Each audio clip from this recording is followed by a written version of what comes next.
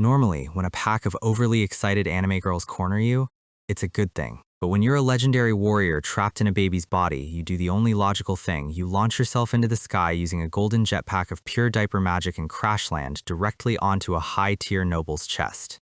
Yes, this is our main character. He's currently a chubby infant who can barely hold his own head up, but his soul is a 30-year-old warrior who just got brutally murdered by his own family, and the guy he just face-planted on? That's the brother of the man who killed him. Talk about a bad lobby matchup. But to understand how this baby turned into a flying tactical nuke, we have to go back to the snowstorm where it all went terribly, terribly wrong. We open on a literal mountain of corpses. Standard Monday morning in a dark fantasy manhwa. This towering unit with the blonde hair is Duke Roderick Elmheim, and the bleeding guy standing behind him is his son, Ash.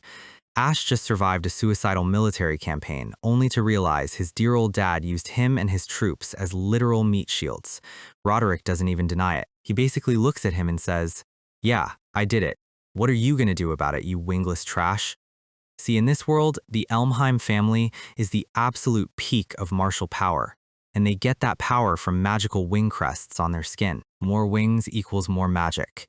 Roderick supposedly rescued Ash from a blizzard when he was a baby, and Ash spent his entire life working like a dog to repay that debt. But because Ash didn't inherit a single wing crest, his siblings treated him like a level 1 tutorial mob, forcing him to grind physical stats until his hands literally bled. He thought if he just worked hard enough, his father would finally look at him with something other than disgust. Turns out, the only thing waiting for him was an ambush set up by his own family. Roderick straight up tells him that tools don't get happy endings. At this point, Ash's brain finally clicks. He leaps into the air, screaming, "I trusted you! What a fool I was!" It's a great cinematic shot, but Roderick has a max-level build. He casually slashes Ash across the chest, and before Ash can even hit the ground, his trash stepbrothers bind him with magical red chains. They start laughing, telling him a wingless dog belongs in the dirt. Ash is coughing up blood, crying out, "Why did you even take me in?" Roderick kneels down, and this is where the story gets incredibly dark. He grabs Ash by the hair and says he never cared about him. He only wanted the legendary Seven Wings power dwelling inside Ash's body. He even mocks Ash's dead mother, calling her a useful incubator. And then, Roderick literally rips the magical crest right out of Ash's flesh, leaving him to bleed out in the freezing snow. His stepbrothers raise their swords for the execution, and Ash's vision goes completely dark. He dies, thinking his entire existence was a cruel joke. Honestly, Worst Dad of the Year award goes to Roderick. No competition. But then, something weird happens. Ash expects the cold embrace of death, but instead, he feels something warm. He opens his eyes and sees a woman's face. Then he looks down. He's lying in a massive snowbank, and when he tries to raise his hand, he sees a tiny, chubby baby fist. He checks his face, his legs. Yup, he's a literal infant. Before he can even process this cosmic reboot, he hears horses. Roderick's guards are hunting for the woman who smuggled the baby out. Ash realizes this woman died to save him, and that he has regressed back in time to the very night he was rescued. If he stays here, Roderick's guards will find him, and the nightmare loop will start all over again. So, our 30-year-old warrior baby does the only thing he can. He starts crawling through a literal blizzard. It's a brutal watch. His tiny lungs are burning, his limbs are freezing, but his golden eyes are burning with pure, unadulterated spite. He swears he will survive, and he will make Roderick pay. He drags himself across the snow, leaving a trail like a tiny, angry seal until he literally passes out from exhaustion. Luckily, a little girl with white hair spots him and calls out to her father. A man in highly expensive noble gear walks over and scoops him up. It's Viscount Highfried Elmheim. Highfried looks at the massive crawl mark in the snow and is absolutely flabbergasted. How did a newborn baby crawl 100 yards through a level 10 blizzard? He wraps the baby in his cloak, completely unaware of the absolute menace he just adopted. Ash wakes up in a warm, lavish room. He thinks he's safe, but then a chubby finger pokes him in the face. He is immediately surrounded by a squad of cute little girls. They start pulling his cheeks, squishing his nose, and treating him like a new toy. For a hardened warrior, this is a fate worse than death. He wriggles free and literally dives off the bed. The girls start chasing him, and Ash is crawling for his absolute life across the polished wooden floor. He panics, his gold eyes flash, and a massive pillar of golden, magical energy erupts from his body. He launches into the air, flying across the room before losing control and landing face first on Viscount Highfried. Ash looks up, recognizes the man, and realizes he is in the estate of Roderick's older brother. In his past life, Hyfried was a legendary warrior, but his branch of the family was completely wiped out in a civil war. Ash realizes he is in the heart of the enemy's rival house, which is basically like jumping out of the frying pan and landing directly in another frying pan. He facepalms, thinking his luck is absolute garbage. But then, Hyfried's wife gently takes him into her arms. She smiles down at him with so much warmth and kisses his forehead, telling him he's safe now. Ash is completely stunned. He has never experienced actual motherly love before, and it almost makes him break character. But the wholesome moment is cut short. Hyfried notices something and gently lifts the baby's shirt. There, glowing proudly on Ash's arm, is a massive red and black crest. It's the 7 wings. Ash looks at his arm in absolute shock. He realizes that because he regressed, Roderick hasn't stolen his power yet. The legendary strength that was taken from him is fully intact. Hyfried's wife looks worried, asking what they should do with a child bearing such a dangerous mark. Ash tenses up, thinking Hyfried is going to sell him out to the main family. He clutches his tiny fists, preparing to fight, but Hyfried looks him dead in the eyes and says, "I'm adopting him." Ash's baby brain completely short-circuits. Hyfried reaches out and gently pats his head, saying this baby is just a fledgling who needs shelter until he's ready to fly on his own. It's a beautiful, emotional peek, until the daughters literally crash through the door because they were eavesdropping. They scramble to their feet, blushing, and ask what his name is. The mother smiles, looks at our golden-eyed warrior baby, holds him up to the moonlight, and declares his new name, Aster. We immediately jump 10 years into the future. A carriage pulls up to a grand estate. A young man steps out, and oh no, he's hot. Aster is now 10 years old, carrying himself with absolute elegance. He reaches back to help his pink-haired older sister, Alfin, out of the carriage. Alfin smiles, completely doting on her handsome little brother, while Aster remains perfectly calm. They have arrived at the Sword Dance Gathering. It's a massive annual social event where noble houses show off their young prodigies. But as soon as the Hyfried family walks in, the crowd starts whispering trash. They mock the Viscount house for adopting a boy of unknown origins, glaring at Aster with glowing red eyes of pure jealousy. Alfin clenches her fist, telling Aster not to let it get to him, explaining that weak people get crushed first in high society. Aster doesn't even blink. This guy has died once. A few mean words from some background characters aren't going to hurt his feelings. Hyfried turns to him, asking if he's disappointed by the cold reception. Aster looks up with a terrifyingly beautiful smirk and says, "No, father. This kind of cold reception suits me just fine." In his past life, he had the worst social debut imaginable, leaving him humiliated and broken.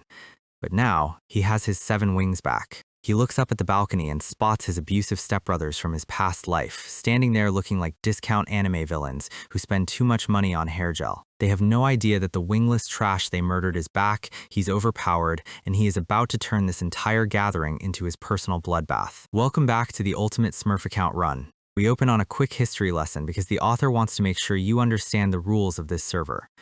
Back in the day, being a knight wasn't just about holding a sharp piece of metal and looking cool. It was about power, prestige, and having enough visual flair to make everyone else feel poor. You had to prove your worth through cold, hard martial skill and back that up with a family name that could make entire rooms go quiet. But in this empire, you couldn't just buy your way to the top of the leaderboards. The ultimate status symbol, the thing that separated the actual players from the background NPCs, was the magical brand sitting on your skin. The wing crest. It's basically a genetic cheat code that determines how much mana you can pump through your body.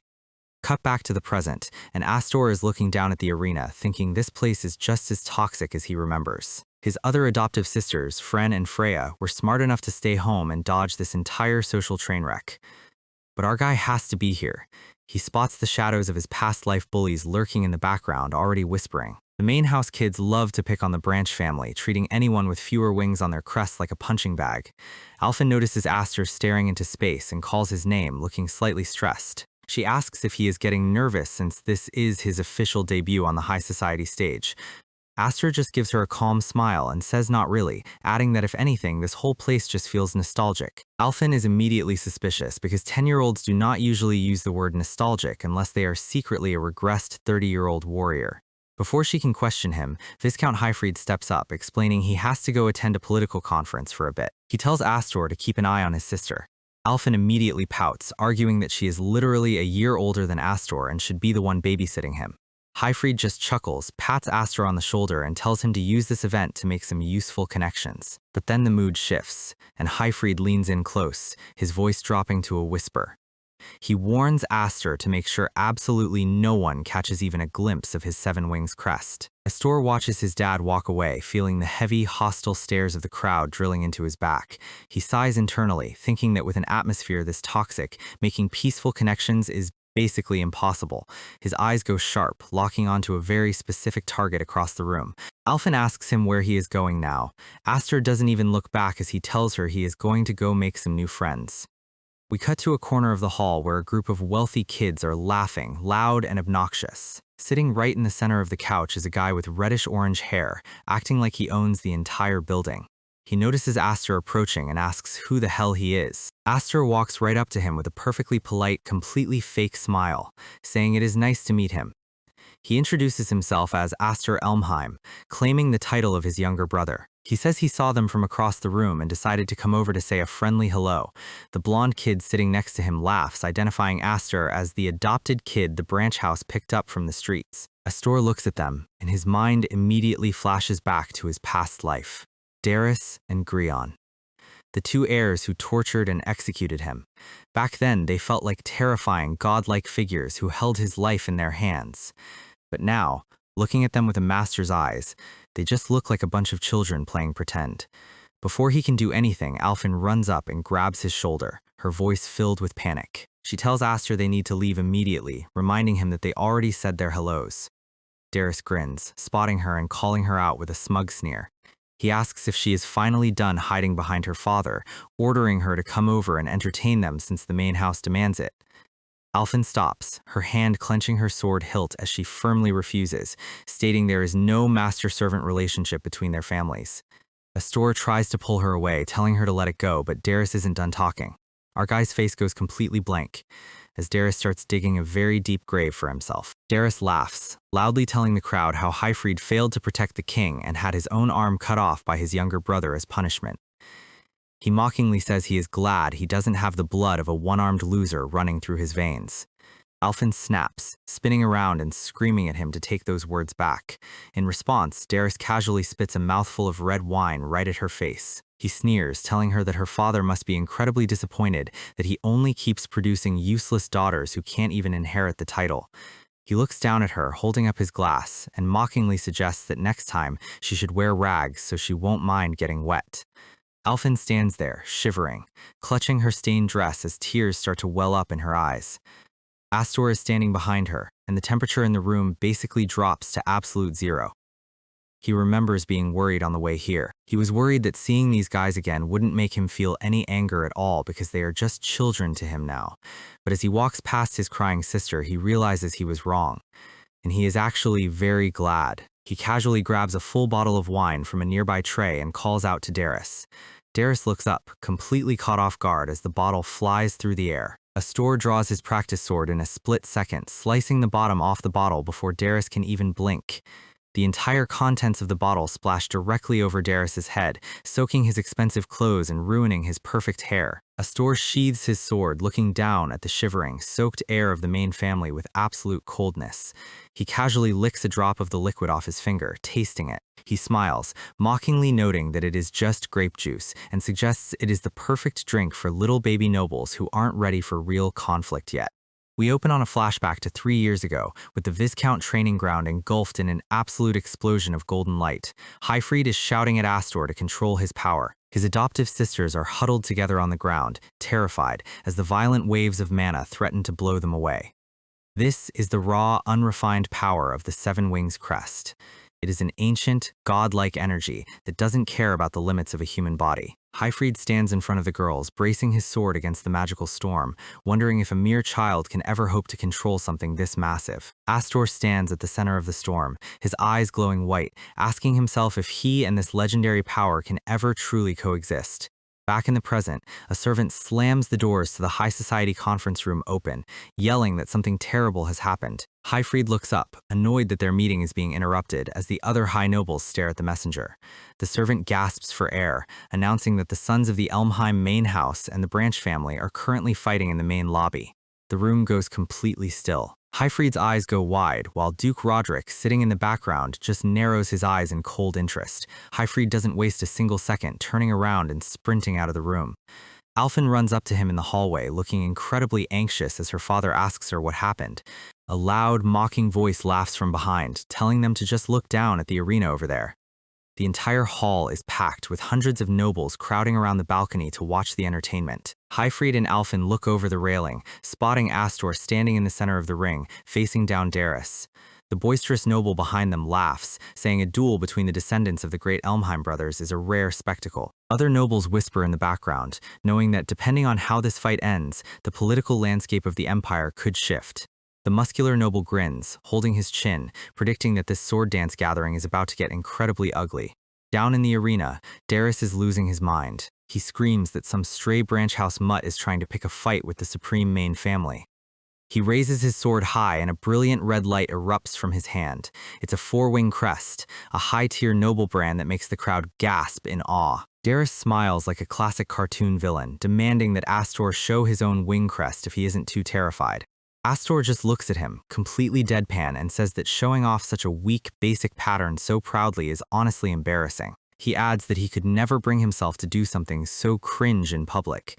Darius's face twists in pure, unadulterated rage, a vein popping on his forehead as he realizes he is being mocked by an adopted kid. Aster points his practice sword at him, stating that when he wins, Darius is going to apologize to Alphen.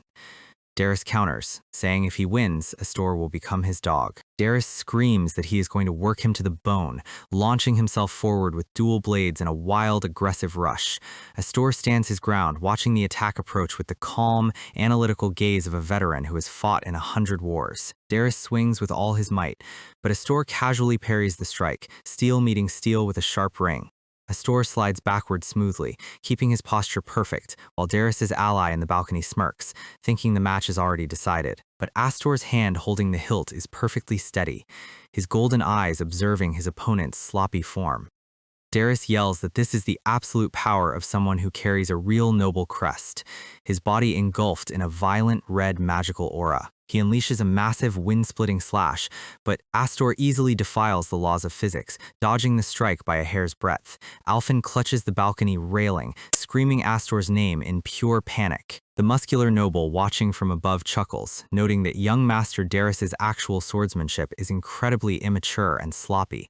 But he adds that in this world, no matter how bad your physical skills are, overwhelming magical power can easily bridge the gap. He explains the power scale of this world. If a standard one-wing crest holds the magical power of a single candle, then the raw, explosive magic of a four-wing crest is basically a massive dynamite explosion. Darius continues his relentless assault, mockingly asking where all of Aster's earlier confidence went. Aster just keeps blocking, his face expressionless. Darius jumps high into the air, coming down with a massive, fire-infused overhead strike, while the spectators assume the branch house kid is finished. But Aster's eyes go incredibly sharp. He has seen this exact move 1,000 times in his past life.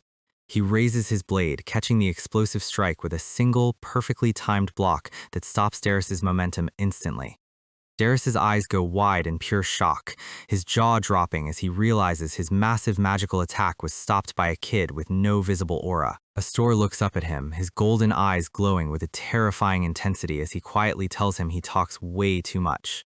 With a sudden, violent twist of his wrist, Aster deflects the blades, sending Darius flying backward through the air. Aster stands tall, a brilliant golden light finally beginning to swirl around his body as he unleashes his controlled mana.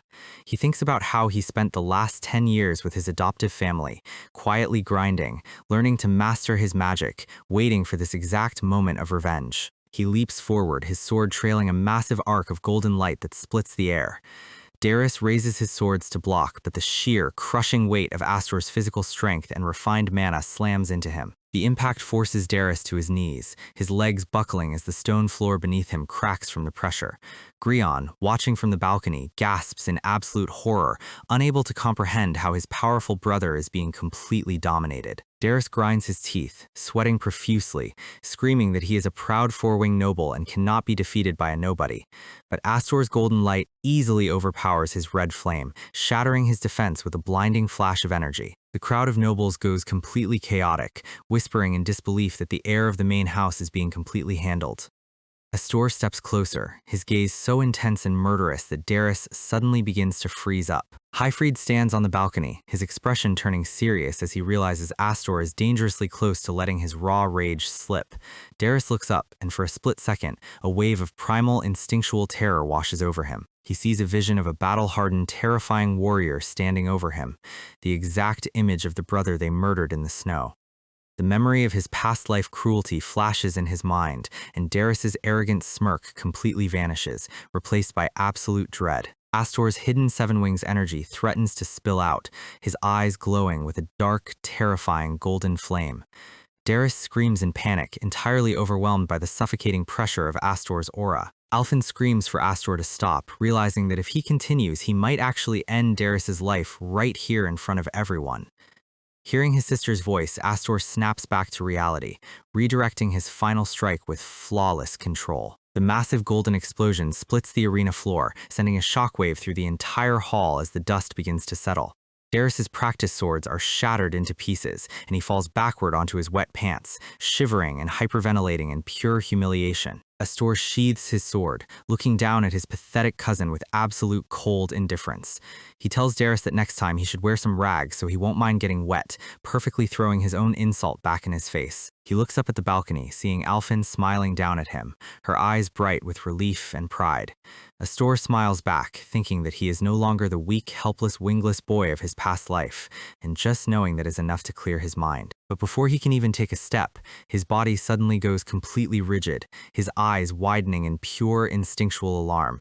A massive, suffocating pressure falls over the entire arena, the atmosphere turning blood red as a terrifying aura crushes the room. Aster turns his head slowly, his sweat dropping as he looks toward the grand staircase. Standing at the top of the stairs, surrounded by a swirling storm of dark crimson mana, is a massive, legendary figure. The ultimate boss has arrived.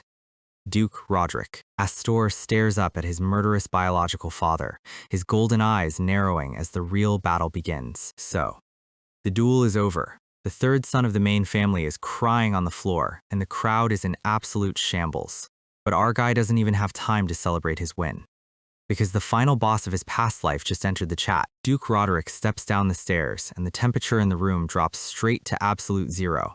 He looks down at his defeated son with the kind of look your dad gives you when you bring home a bad grade. Aster stands his ground, but every survival instinct in his body is screaming. Darius scrambles backward through the dust, desperately trying to save face. He grabs his father's cape, begging him to use his godlike power to put this branch house trash in his place. Roderick doesn't even look down as he raises his heavy boot and stamps it directly onto his own son's hand. The impact literally crushes the stone floor beneath Darius's fingers. The entire crowd gasps in horror at the sudden, casual brutality of the main house leader. Roderick coldly declares that a useless child who cannot even avenge his own defeat has no right to hold a sword. Highfried yells at him to stop, but Roderick is already drawing his blade to deliver a permanent lesson.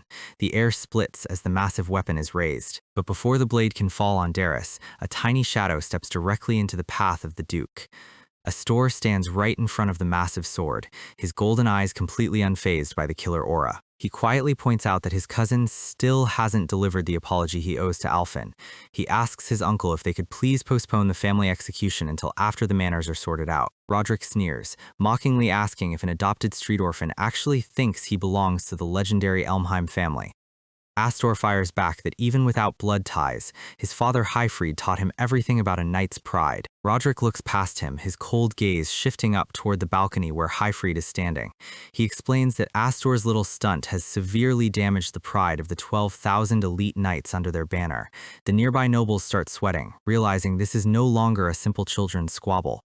Roderick reminds everyone that Highfried had to pay for his past disloyalty with his own arm. He asks Aster what he is prepared to offer up to pay for today's insult. Aster just smiles, his voice dropping to a calm, icy whisper. He says that since this was a legitimate duel, he was simply answering insults with his sword. He looks Roderick dead in the eyes, throwing his own words back in his face. He quotes his uncle, declaring that he has absolutely no intention of giving up even a single finger. Alphen is hyperventilating on the balcony, clutching her chest in absolute terror. The other main house heirs are laughing, thinking this 10-year-old kid has a massive death wish. Roderick's eyes flare with red, murderous intent. He draws his sword in a blinding flash of crimson mana, He steps forward, ready to cut the boy down. Aster prepares to dodge, but the speed of the strike is past human limits. Suddenly, a massive shockwave tears through the center of the arena.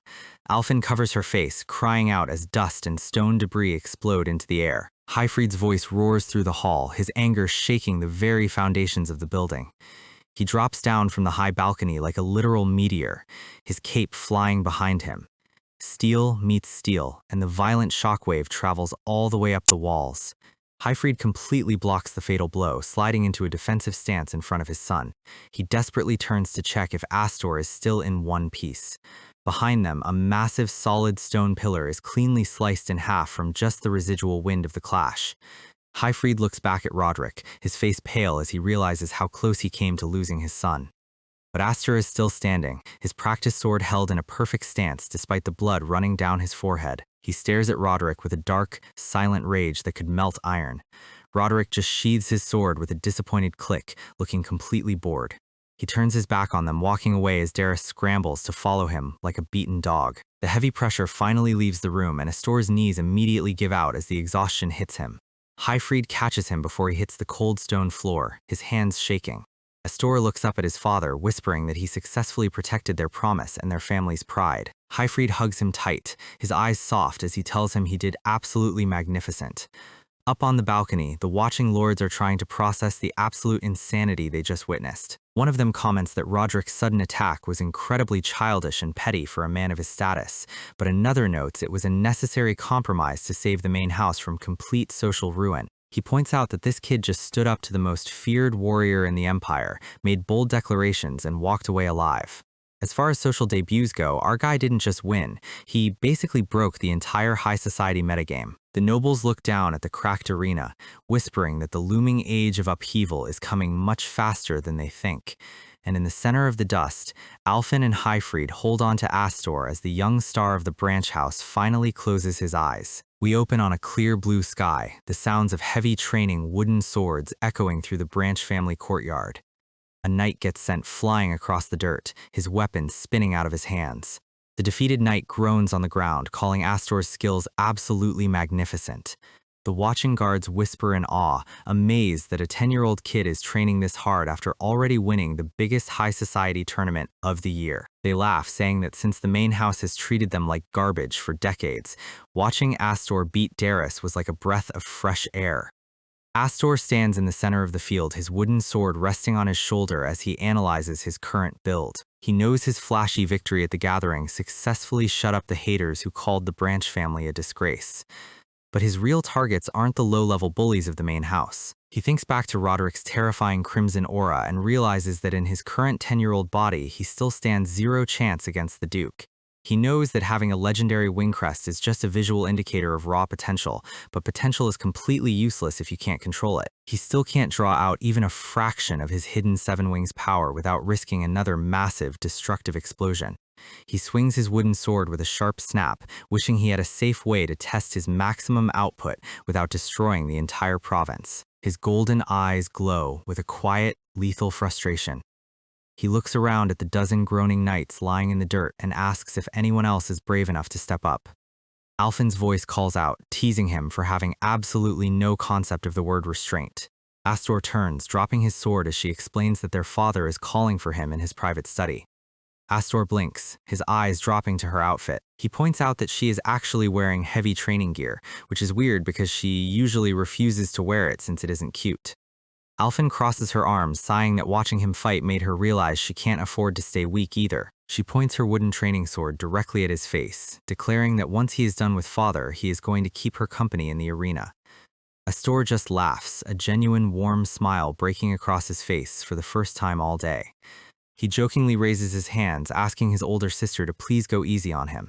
A few minutes later, Aster knocks softly on the heavy wooden doors of Hyfried's office. He steps inside, finding his adoptive father sitting behind a massive desk covered in paperwork. Hyfried looks up, his green eyes soft as he gesturing for his son to take a seat. He notes that it has officially been 10 years since they first brought baby Aster in from the freezing blizzard. Hyfried explains that he originally planned to wait until Aster was much older, but recent events have forced his hand. He reaches into his desk and pulls out a beautiful, glowing red gemstone ring sitting on a blue velvet pillow. Hyfried states with absolute seriousness that this ring is the official proof of the next head of the house. He looks his son dead in the eyes, declaring that he wants Aster to inherit the Viscount Elmheim family. Aster sits in silence, completely stunned by the sudden promotion. Hyfried explains that while the Branch family is currently in a very delicate political position, they still have a massive territory and citizens to protect. He says they cannot afford to leave the position of successor vacant any longer with the main house actively looking for weakness. Aster looks down, asking if his older sisters are actually going to be okay with an adopted boy taking the title. Hyfried sighs, explaining that his sisters who are currently away at elite night school will be returning in 3 days. He plans to break the news to the entire family then, specifically mentioning his older sisters Marfa and Kudo.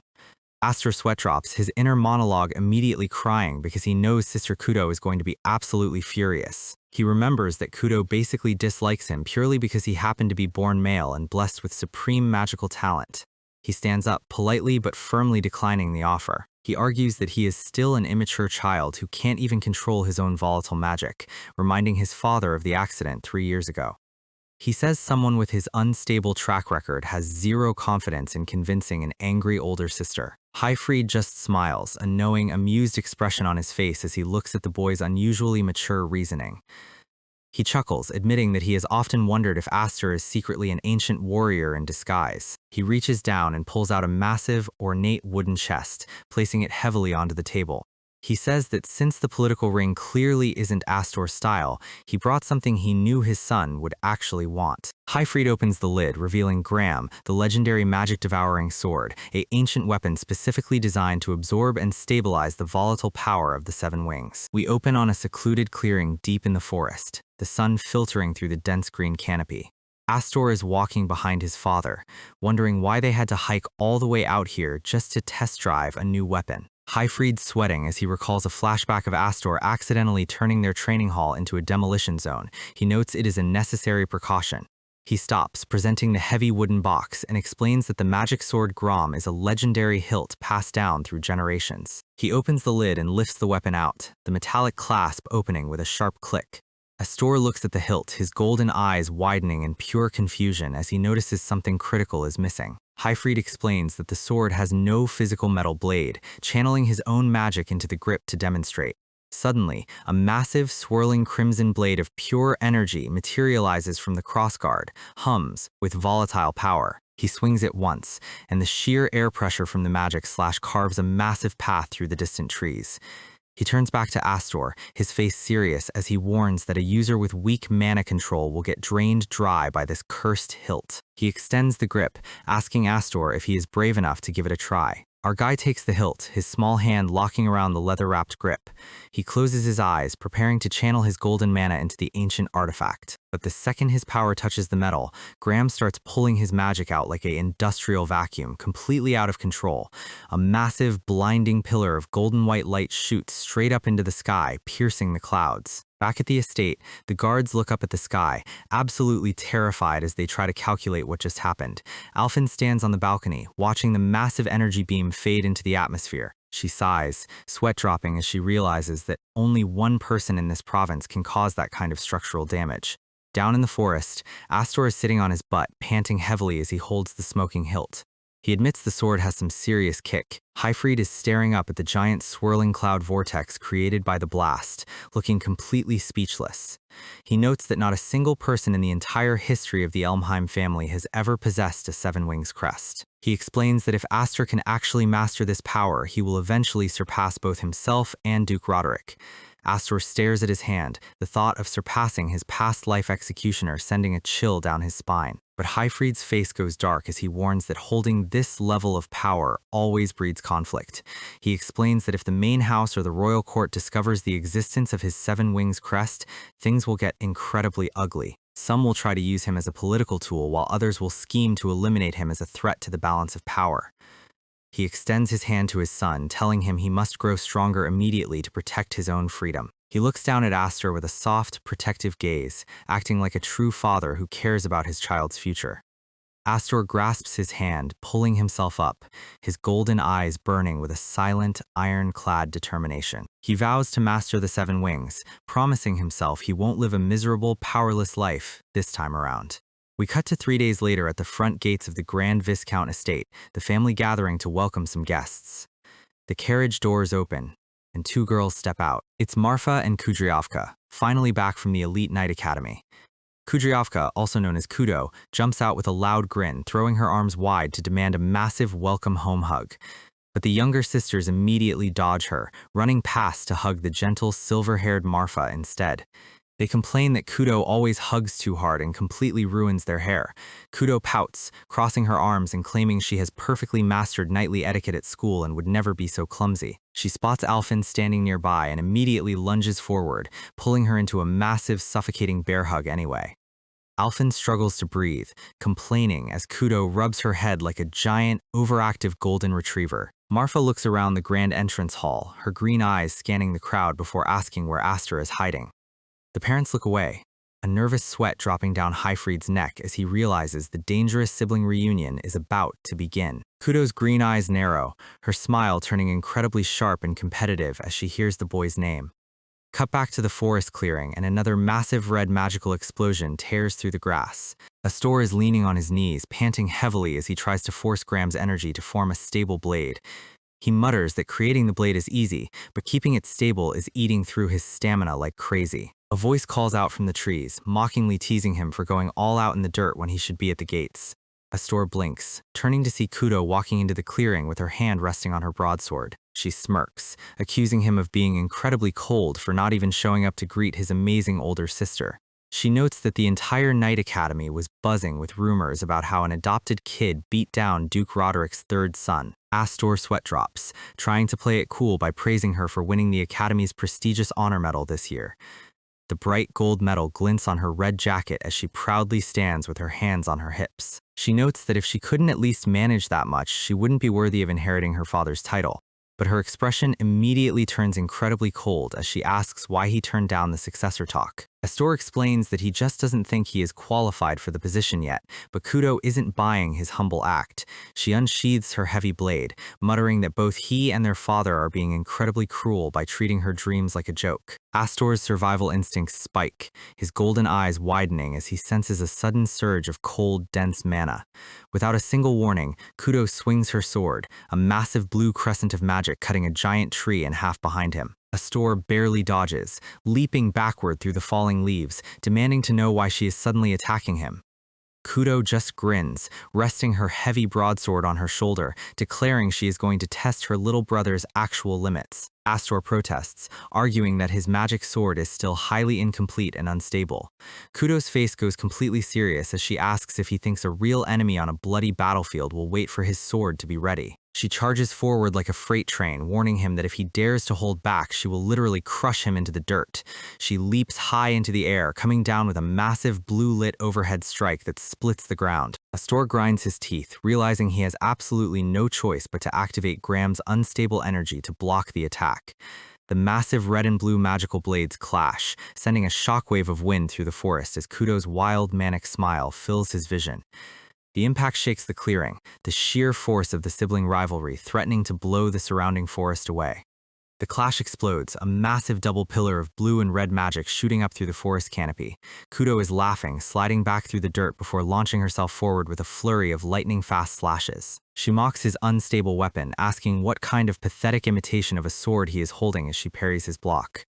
Aster barely manages to keep up, his arms shaking from the brute force of her strikes as he calls her out for having zero mercy. He recalls that his sister has been this aggressively competitive since they were toddlers.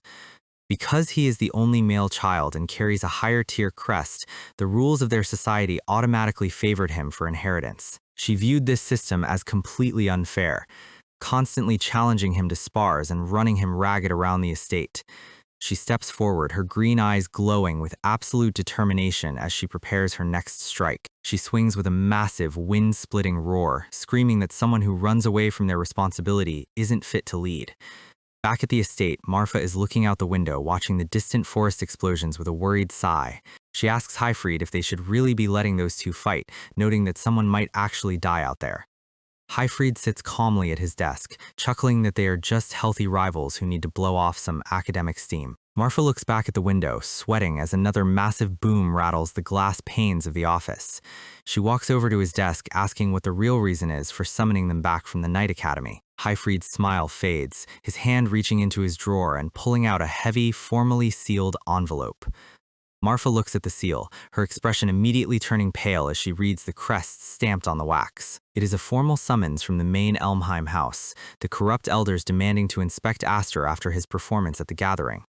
She bites her lip, realizing the dangerous political trap Roderick is setting for their branch family. Highfried's green eyes look incredibly grim as he whispers that if they make a single wrong move, they might lose Aster forever.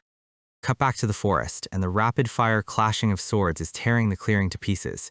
Aster blocks another heavy strike, yelling that he literally turned down the successor position to avoid this exact drama.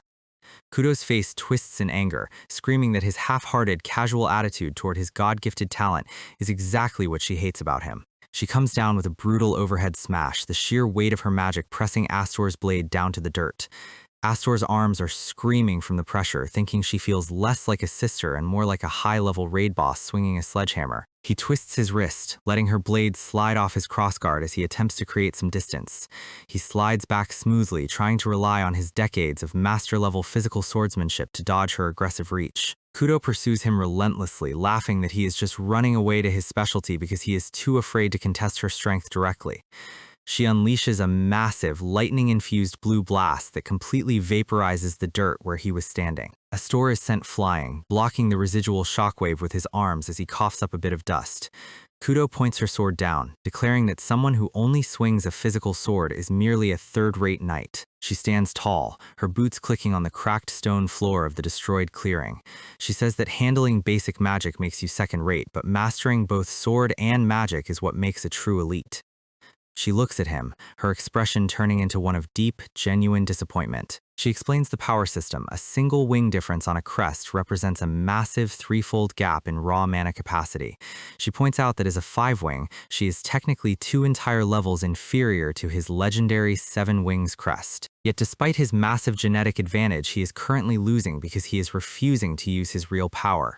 She leans in close, asking if he is still deeply traumatized by the magical explosion he caused 3 years ago. Aster's eyes go wide, the word afraid echoing in his mind like a physical slap in the face. He looks down at Graham, suddenly realizing that his struggle to stabilize the blade was because he was unconsciously trying to suppress his own mana. Kudo's body begins to crackle with an insane amount of blue lightning, her voice dropping to a dark, intense whisper. She says that if he is going to let his God-gifted power rot out of fear and arrogance, he should just hand everything over to her. She charges forward with her ultimate full-power strike, the lightning trailing behind her like a comet. Aster stands his ground, a calm, chilling smile returning to his face as he thanks his sister for finally waking him up. Instead of running, he charges directly at her, completely turning off Graham's unstable energy blade. Kudo is shocked, thinking the kid has completely run out of mana and is suicidally rushing her attack. But Aster's hand is holding the hilt with absolute, unwavering confidence, his eyes glowing with a brilliant golden light. He decides to stop trying to maintain a continuous blade, planning to channel his massive 7-wings reserves at the exact millisecond of impact. Kudo swings her sword, a manic grin on her face as she prepares to finish the duel. Aster's body begins to radiate a dense, crimson and black aura, his 7-wings crest blazing through his shirt. He thinks about his second life, this warm family and his sword, promising himself he will never let anyone take them away. Kudo blinks, catching a single word of his quiet whisper, her green eyes widening in pure confusion. Before her blade can touch him, Aster vanishes from her field of vision like a literal ghost. She swings at empty air, her massive lightning strike hitting the dirt and causing a massive explosion. She gasps, realizing he completely bypassed her guard as a massive wave of heat suddenly washes over her neck from behind. Aster stands right behind her, his sword glowing with the blinding, completed crimson fire of the 7-wings as he prepares to strike. We open inside a quiet bedroom, the bright morning sun cutting through the heavy curtains. Kudo slowly opens her eyes, staring at the unfamiliar ceiling of her room. She groans, trying to piece together her fragmented memory as a shadow leans over her bed. It is her older sister Marfa, calmly welcoming her back to the land of the living. Kudo immediately sits up, her heart rate spiking as she panics about the outcome of her match against Aster. Marfa giggles, explaining that Aster carried her all the way back to her room, claiming she simply fell asleep from travel fatigue. Kudo's face goes blank as she realizes what actually happened. She looks at the magic-devouring hilt sitting on her nightstand, recalling the exact millisecond she thought she was going to die.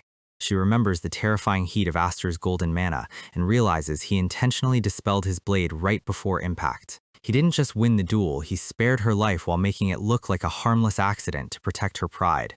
She clenches her blankets, smiling as she mutters about her thoroughly disagreeable little brother. Suddenly, she throws the covers off, grabs her heavy sword, and screams that she wants a rematch immediately. But Marfa stops her, quietly noting that Aster has already departed. Kudo stops dead in her tracks, her green eyes wide with confusion. Marfa explains that a high-tier formal summons from the main house shadow elders arrived while she was unconscious. Kudo's scream of disbelief practically rattles the window panes of the entire mansion. We cut to a carriage speeding down a cobbled mountain road, the horses kicking up dust. Aster is looking out the window, his expression completely calm despite the literal death trap ahead. Hyfried sits across from him, explaining that the shadow elders they are about to meet are retired monsters who control the family from the background. These are the old rulers of the shadow, men who hold immense political power even after stepping down from active duty. He notes that these elders have ignored Aster for 10 years, making their sudden, quiet summons incredibly suspicious. Aster notes it is because of the mess he made of Darius at the sword dance festival. Hyfried warns that the old men of Elmheim value their prestige and family reputation more than money or human lives. He explains that anyone who dares to tarnish that reputation is quietly removed from the family tree. He paints a grim picture of rule breakers being thrown into cages and fed to wild beasts to keep the bloodline clean. He looks at Aster, expecting the 10-year-old to be shaking in his boots. Instead, Aster just smiles, casually waving his hand and saying he is prepared for execution or banishment. Hyfried is completely taken aback, asking his son if he is genuinely okay with traveling without any guard escort. Aster says it is fine, noting that leaving the estate actually helps his family stay safe. He jokes that with him gone, his sister Kudo can finally relax and stretch her wings without wanting to kill him. He looks down at Graham resting on his lap, noting that Kudo's aggressive fighting style actually helped him master the hilt's instant burst mechanic. But then his voice goes completely quiet, telling his father that if anything happens to him inside, Hyfried should not save him. Hyfried's face twists in pure anger, snapping at him for acting like a self-sacrificing martyr when he is just a child.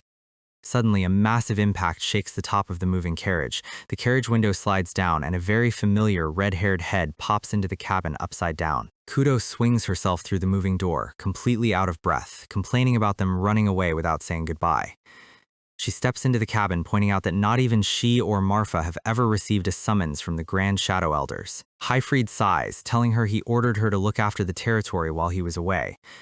Kudo's playful attitude vanishes, her green eyes turning serious as she notes that this summons is clearly a massive crisis. She explains that Marfa was terrified Aster might not return from this meeting alive. Aster tries to laugh it off as an exaggeration, but Kudo cuts him off. She points her finger right at his nose, declaring with absolute seriousness that she hates him very much. She lists her complaints. He is a boy, he has a god-tier crest, he is treated specially, and he constantly acts like an adult despite being her little brother. But as the carriage speeds toward the dark castle, her voice softens. She crosses her arms, muttering that no matter how strong or weird he is still her little brother. She smiles, telling him to make sure he returns safely so they can have a proper rematch without any holding back. With a sudden leap, she dives out of the moving carriage, landing perfectly on her feet. Aster watches her wave from the road, thinking his hyper-competitive sister is actually a pretty great rival. His golden eyes glow with a quiet warmth as he whispers a thank you to Kudo. He promises himself that no matter what kind of monsters are waiting in that castle, he will definitely return home to his family. We open on the massive, spiked iron gates of the Elmheim main house, the sky above turning a dark, stormy gray.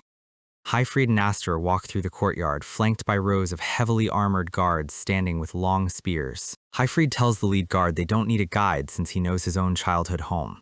The guard raises his spear, coldly stating they have strict orders to bring both of them directly to the Grand Elder. Aster looks up at the towering spires of the castle, thinking how nostalgic it is to return to this literal hellhole.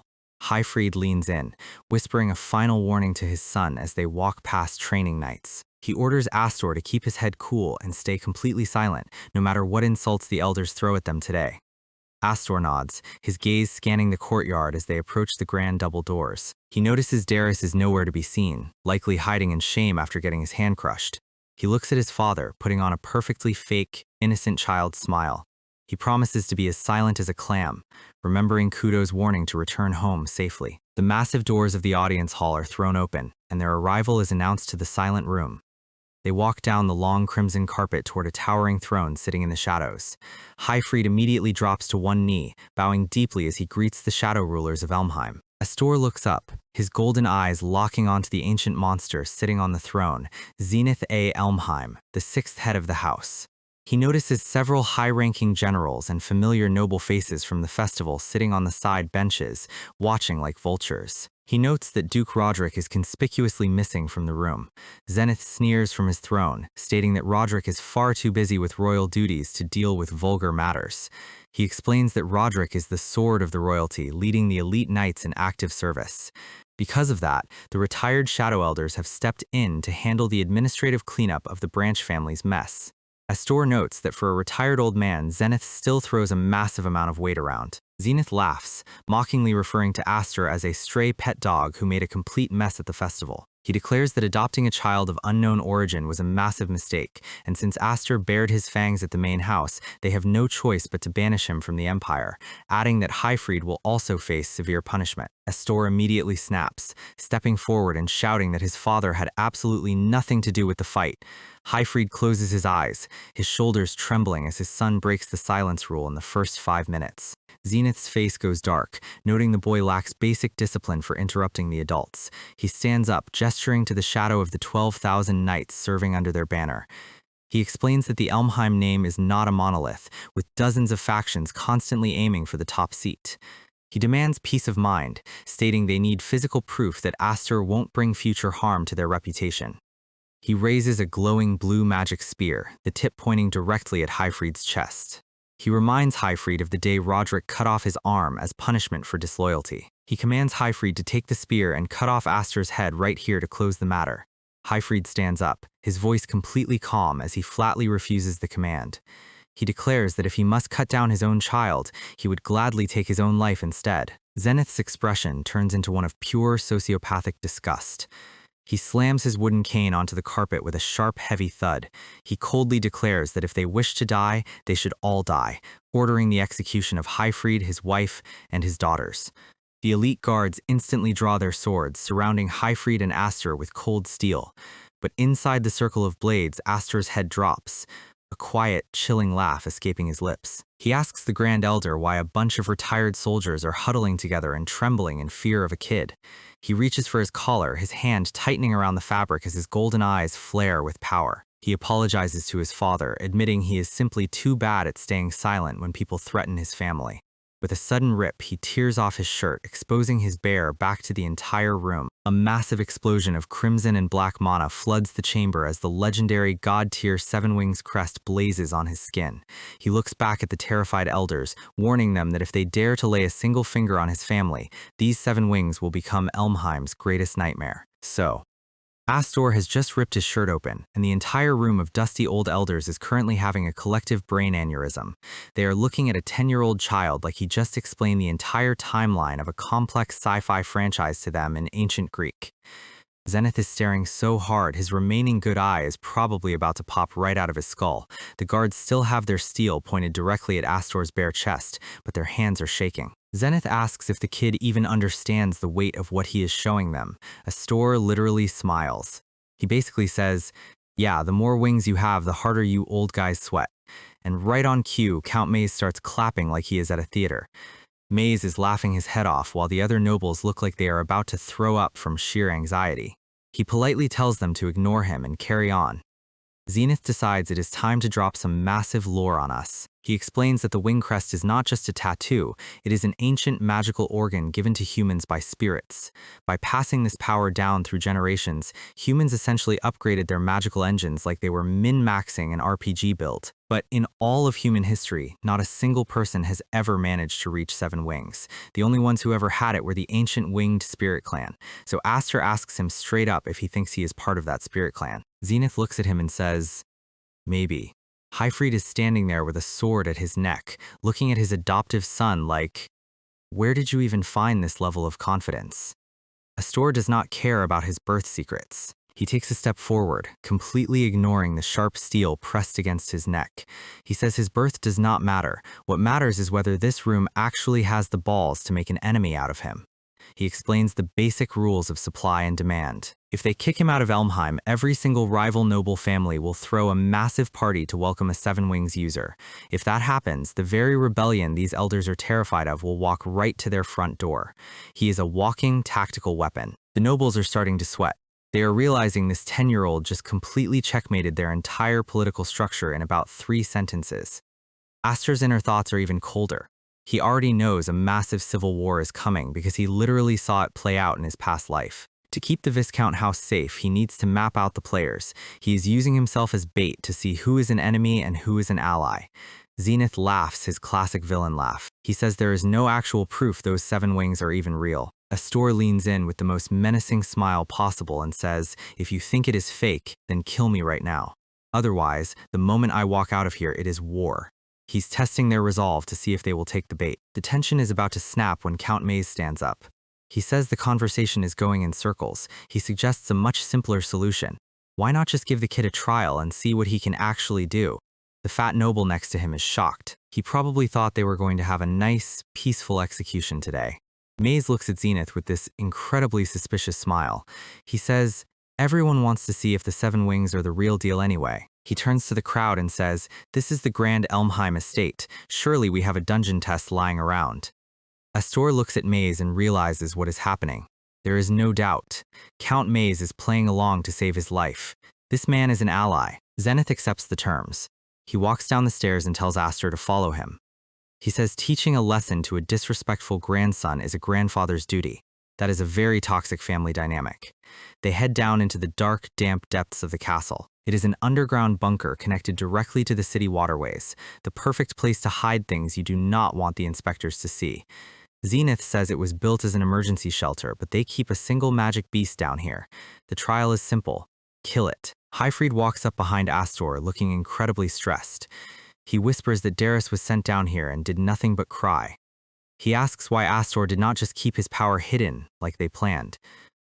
Aster smiles and says he cannot hide this forever anyway. Highfried sighs, hands him his magic hilt gram, and tells him to at least not let his guard down. Aster says his goodbyes and steps onto the suspension bridge. Maze watches him go with a very unreadable expression. Aster walks into the pitch-black dungeon. The air is cold and smells like iron. But our guy has spent a lifetime fighting in dark trenches. His golden eyes adjust to the darkness instantly. He looks up at the ceiling hatch where the nobles are watching him like a gladiator match. He remembers Zenith's words about Darius crying until the very end. He looks at the bloodstains on the floor. Then, a massive shadow moves in the darkness. A giant blue lion-like creature emerges, roaring so loud the stone walls shake. Aster draws the magic hilt gram. Time to see if the main house's pet is as tough as it looks. So the rumors were true. The Elmheim main family really does keep a biological hazard in their basement. The beast roars, exposing rows of massive, blood-dripping fangs. Aster grips his hilt. For a split second, he actually feels bad for Darius. Imagine being born a regular human in this family of absolute psychos and being thrown to this thing. The beast lunges. Aster dodges instantly, moving so fast he leaves afterimages. He honestly thinks his sister Kudo is way scarier than this lion. He lands a clean strike and slices through the beast. But as he turns around, something bizarre happens. Weird, glowing purple tentacles and eyes start bursting out of the beast's neck. It is regenerating the cut instantly.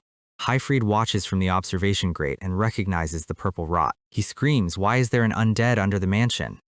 Zenith smiles. He explains that these things are drawn to the smell of death, so it wandered into their disposal area. It would not die no matter how much they cut or burned it, so they kept it as a convenient trash can for executing people. The fat noble is sweating again. He says even elite knights struggle to capture an undead. He asks Zenith if he is just trying to murder the boy. Zenith laughs. He says if the kid dies, it just means he was all talk, and even if he dies, they can still harvest his body. Maze is watching through the bars, looking unusually serious. He wants to see if Aster's big talk was backed up by actual power. Meanwhile, down in the arena, the undead lion is launching a relentless barrage of claw strikes. Aster parries and slashes, but every wound closes up in a millisecond. He analyzes the situation. Undead are already dead, so normal physical damage is completely useless. To kill one, you either need to burn it under direct sunlight or purify its core with a high-tier holy weapon. The standard tactical textbook says if you do not have those, your only option is to run away immediately. But running away in front of the entire family board of directors is not exactly a viable option. Aster decides to ignore the textbook. If he wants to prove he is a Seven Wings user, he has to do the impossible. He is going to completely vaporize an immortal undead using nothing but sheer brute force magic power. He slams his foot down and channels his golden mana into a massive shockwave. The magic pressure is so intense it literally blows the dust up to the observation deck. The nobles are clinging to the bars for dear life. Zenith looks down into the thick cloud of dust. The entire chamber is covered in a massive fog of rubble and smoke. Zenith sighs, calling it a waste. He thinks the kid blew himself up or failed. Suddenly, a massive blue claw cuts through the smoke. The undead lion is still moving, and it swipes Aster directly across the chamber. Aster crashes hard into the stone wall. The beast leaps forward to finish him off. Hyfried screams his name. Hyfried reaches for his sword to jump in, but Count Maze grabs his arm and tells him to wait. Maze is smiling again. He tells Hyfried to calm down and look closely. Our guy is pinned against the wall, but he is literally smirking like a psychopath. Aster looks at the beast and notices its body is actually slimmer than before. The massive blast did damage its core's regeneration capacity. He grips Graham. The red and gold Seven Wings magic starts swirling around the hilt like a mini hurricane. He screams as the magic erupts from his body. He creates a blinding red-hot whirlwind of magical sword strikes. Hyfried is watching in absolute shock. He recognizes the basic stance as a move he taught Aster once, but the speed, the power, and the sheer volume of magic are something else entirely. The entire dungeon is starting to crumble. The guards are screaming that the ceiling is about to collapse on their heads.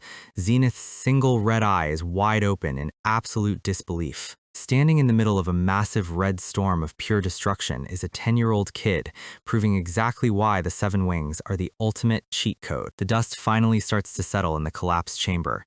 Our fat noble friend is currently flat on his back, coughing up plaster and wondering if the ceiling is about to crush him. Zenith looks down at the massive crater and realizes that Aster did not even use a real, refined sword technique. He just let loose such a massive tidal wave of raw, unrefined magical force that the immortal undead was literally ground into dust. Zenith glares at Hyfried, asking if this absolute display of power was part of his training program, but Hyfried just keeps his cool and says he is just as surprised by his son's growth. Count Maze steps in with his signature smug grin, asking Zenith if this means the kid officially passed the survival test.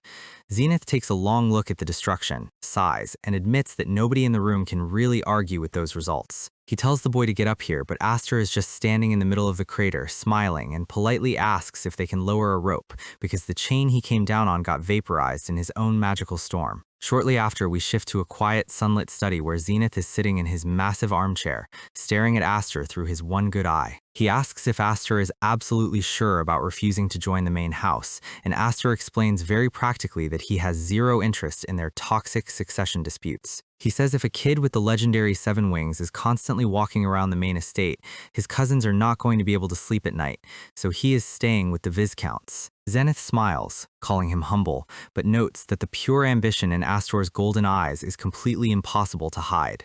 He leans forward, dropping all the political pleasantries, and asks if Aster's ultimate plan is to turn his blade against House Elmheim. Aster goes quiet, but Zenith tells him to relax. He is not actually interested in digging into the kid's true motives right now. Aster is genuinely confused and asks why the Grand Elder of the family is not treating a potential rebel as an immediate threat. Zenith's expression goes cold as he explains that the main house is not a unified group either. He says Duke Roderick is becoming a little too headstrong and independent, so having Aster around as a giant, magical check on Roderick's power actually suits his interests perfectly. But he makes it very clear that if Aster ever points those fangs at Zenith himself, he will end him on the spot. Aster steps out of the office, quietly labeling the old man as a complete monster who only cares about political leverage. Hyfried and Count Maze are waiting for him in the hallway, and Aster casually lets them know that the main house tried to adopt him, but he told them no. Hyfried's face completely freezes in shock. He probably expected his son to take the luxury option. Count Maze sighs, calling it a massive waste of resources, and says Aster would have had a much easier life if he had just let the main house spoil him. Aster asks Maze why he went out of his way to help him back there, and Maze just laughs, claiming he only did it because he felt like messing with Kid. He puts a heavy hand on Aster's shoulder and warns him that from this exact moment, he is publicly known as the Child of the Seven Wings. He tells him to look around the hallway. Every single noble passing by is already looking at him, either thinking about how they can use a god-tier weapon for their own gain or planning how to eliminate him before he becomes an obstacle. The target on his back is about to get 10 times larger, and the political vultures are already circling. Aster narrows his eyes and asks Maze if he is planning on joining the hunt too. Maze just looks at him with this calm, empty expression. Then, he breaks the tension, proudly declaring that he is actually a director of the Night Academy, so recruiting ridiculously talented kids is literally his job. He points out that even the fat noble is an academy director, and says he is genuinely looking forward to seeing Aster enroll in his school. Maze walks away, leaving Aster to wonder if this incredibly slippery man is actually someone he can trust. Highfried pats Aster on the shoulder and says it is finally time to head home and brag about his insane performance to his sisters. Aster smiles, but jokes that their mother might actually pass out the moment she sees his torn clothes and the minor scratches on his chest. We then cut back to the dark throne room where a knight is kneeling before Duke Roderick, reporting some massive news. He states that Darius has officially died in the underground trial set by Zenith. The knight is quietly sweating, realizing Roderick does not show a single shred of grief or anger over his own son's brutal execution. Instead, Roderick calmly folds his hands and listens to the next part of the report. Highfried's adopted kid has the legendary 7 wings. The knight is stunned when Roderick shows absolutely zero surprise at the reveal. The knight warns him that a child possessing that kind of power is going to completely destroy the long-standing balance of power within the family. He asks if they should mobilize their elite forces to handle it, but Roderick coldly tells him to leave the kid alone. He says there is absolutely no need to rush, because those 7 wings are eventually going to belong to him anyway. He decides to let the boy play around and grow stronger in the meantime. He looks out the window, remembering the night he carved the crest out of Ash's chest, and smiles, saying he wants to see just how hard the little baby he allowed to escape can struggle before he takes it all back. We got ourselves a 4-year time skip, and our boy hit puberty like a truck. We are now at the entrance exam for the prestigious Drassel Night Academy, and the applicants are whispering about a rumored monster candidate who is supposed to show up. The receptionist hands our guy an exam waiver that basically says, if you get turned into shish kebab during this test, the academy bears zero responsibility. The officer tells him to sign, and then demands he present his wing emblem to prove he actually has enough magic capacity to be here. He looks at the paper, reading the name Aster Elmheim, and his face instantly goes pale as he realizes who is standing in front of him.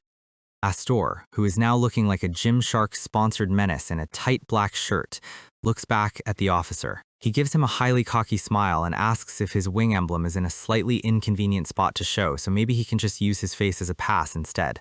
The grand courtyard of the academy is packed with hundreds of anxious applicants preparing for the worst. Aster is casually strolling through the crowd, completely relaxed until a loud voice calls out to him from behind. A guy with a massive sword on his back walks up, calling him a smug-looking brat. This is Vigor Smites, and he is trying to run the classic high school bully script on a literal war veteran who has regressed from the dead. Smites gestures to the massive academy crest, proudly boasting that this venue is only meant for the absolute elite of the kingdom.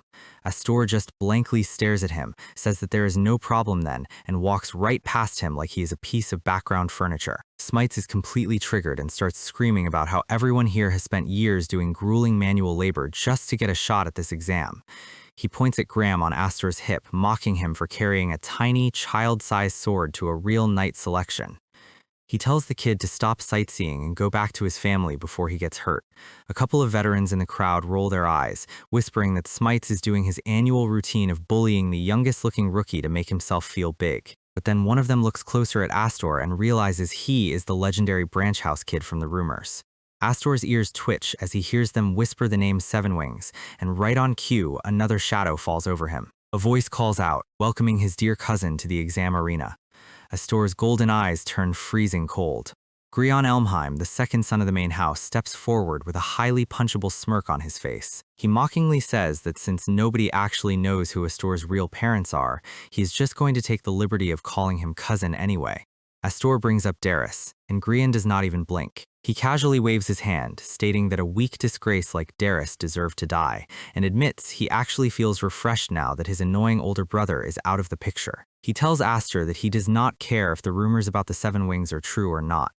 He leans in close and whispers that Aster should not underestimate the main house, because out here on the battlefield, there is no Highfried left to protect him. The surrounding crowd is quietly panicking, realizing that the massive, bloody feud between the main house and the branch house is about to play out right in the middle of their exam. Smites is standing there, sweating bullets as he realizes the tiny kid he was just trying to extort is actually a high-tier noble monster from the Elmheim clan. He nervously rubs his hands together, his face completely pale, and stammers out an apology. He asks if he is really talking to the legendary Elmheim heir. Aster looks at the trembling bully, his expression softening into a very polite, almost gentle smile. He tells him that just Aster is perfectly fine, completely resetting Smeets' brain with his casual behavior. The high-pitched sound of a horn cuts through the courtyard, and the chief examiner steps onto the high balcony. He screams a massive patriotic speech, shouting that they are the glorious protectors of the king. He states that the kingdom has absolutely no use for dull, blunt swords who cannot survive a real battlefield. Aster looks up at the tower, thinking that the speech is incredibly dramatic, but realizes he has finally made it back to the starting line of his past life. This is the path to becoming an elite knight, a right that was violently stripped away from him when he was branded as wingless. And the man who still sits at the absolute summit of this entire military system is his past life murderer. He stares at the imaginary shadow of Roderick, telling his father to wait right there because he is coming for his head. But to take that first step, he actually has to pass this exam. The examiner yells for the trial to begin, and the stone walls of the courtyard suddenly open up, revealing hundreds of heavy ballista ports. Massive iron-tipped spears rain down from the sky like a storm, and the candidate right next to Aster is instantly impaled. The entire courtyard erupts into pure chaos as people realize this is the infamous trial of the Arrow Tower. The rules are simple. The last examinees standing in this courtyard are the ones who pass. Spears tear through the crowd, slicing through leather armor and pinning terrified applicants to the stone floor. Everyone is screaming to run, realizing that the academy is fully willing to let them die if they are too slow to react. The veterans quickly form defensive circles, raising their shields to block the heavy iron rain. But the examiner notes that these basic tactics will quickly reach their physical limits as the arrow speed increases. He says they are not looking for group project survival, they want to see the overwhelming individual problem-solving power that only a true Wingcrest user can wield. Smites is cowering behind a fallen pillar, screaming at Aster to move because the idiot is just standing completely still in the middle of the open field. Grian watches from a safe distance, smirking as a massive wave of iron spears heads directly toward Aster's blind spot. Aster casually reaches behind his back and grips the hilt of Graham. The applicants watch in absolute disbelief. With a single, effortless flick of his wrist, Aster releases a blinding circular red storm of magical slashes that completely pulverizes every single spear within a 10-foot radius. He looks up at the ballista towers with a predatory grin, telling them to bring everything they have. Aster continues to spin the magic-devouring hilt Graham, creating a violent, red-hot hurricane of pure force that vaporizes the incoming steel spears. The other candidates are flat on the ground, completely speechless, watching a literal 10-year-old child block a military-grade ballista barrage with zero effort. The chief examiner watches from the balcony, absolutely amazed by the sheer level of magical control required to spin a storm of mana with that much precision. The terrifying rain of iron finally stops, and the surviving applicants slowly raise their heads, coughing in the heavy smoke and wondering if they are actually still alive. The examiner looks over the courtyard, noting that a surprisingly high number of applicants managed to survive the initial meat grinder. He yells down that those still standing have officially passed the first phase, but tells them there is zero time to celebrate as they are immediately moving to the next venue. Smites is completely out of breath, complaining about how insane the instructors are, while Aster stands next to him, totally unbothered, and asks if the senior is already tired. Smites looks at him like he is a complete freak of nature, asking how he can look so relaxed after basically fighting a war. From the balcony, the examiner watches Aster walk away, noting that the kid released a monstrous amount of magic power and is not even breathing heavily. Meanwhile, Grian is walking in the middle of the crowd, his face completely dark. He remembers a chilling warning from the main house elders, telling him that he must absolutely prevent Aster from becoming a kingdom knight at all costs. The staff guides them to a weapon rack, announcing that to ensure absolute fairness in the next test, all candidates must hand over their personal heirlooms. They are all being issued standard, identical iron swords, which is a massive pain for anyone who relies on a specific weapon weight. Smites hands his massive blade over, while Aster turns in Graham and receives a cheap, mass-produced iron sword in return.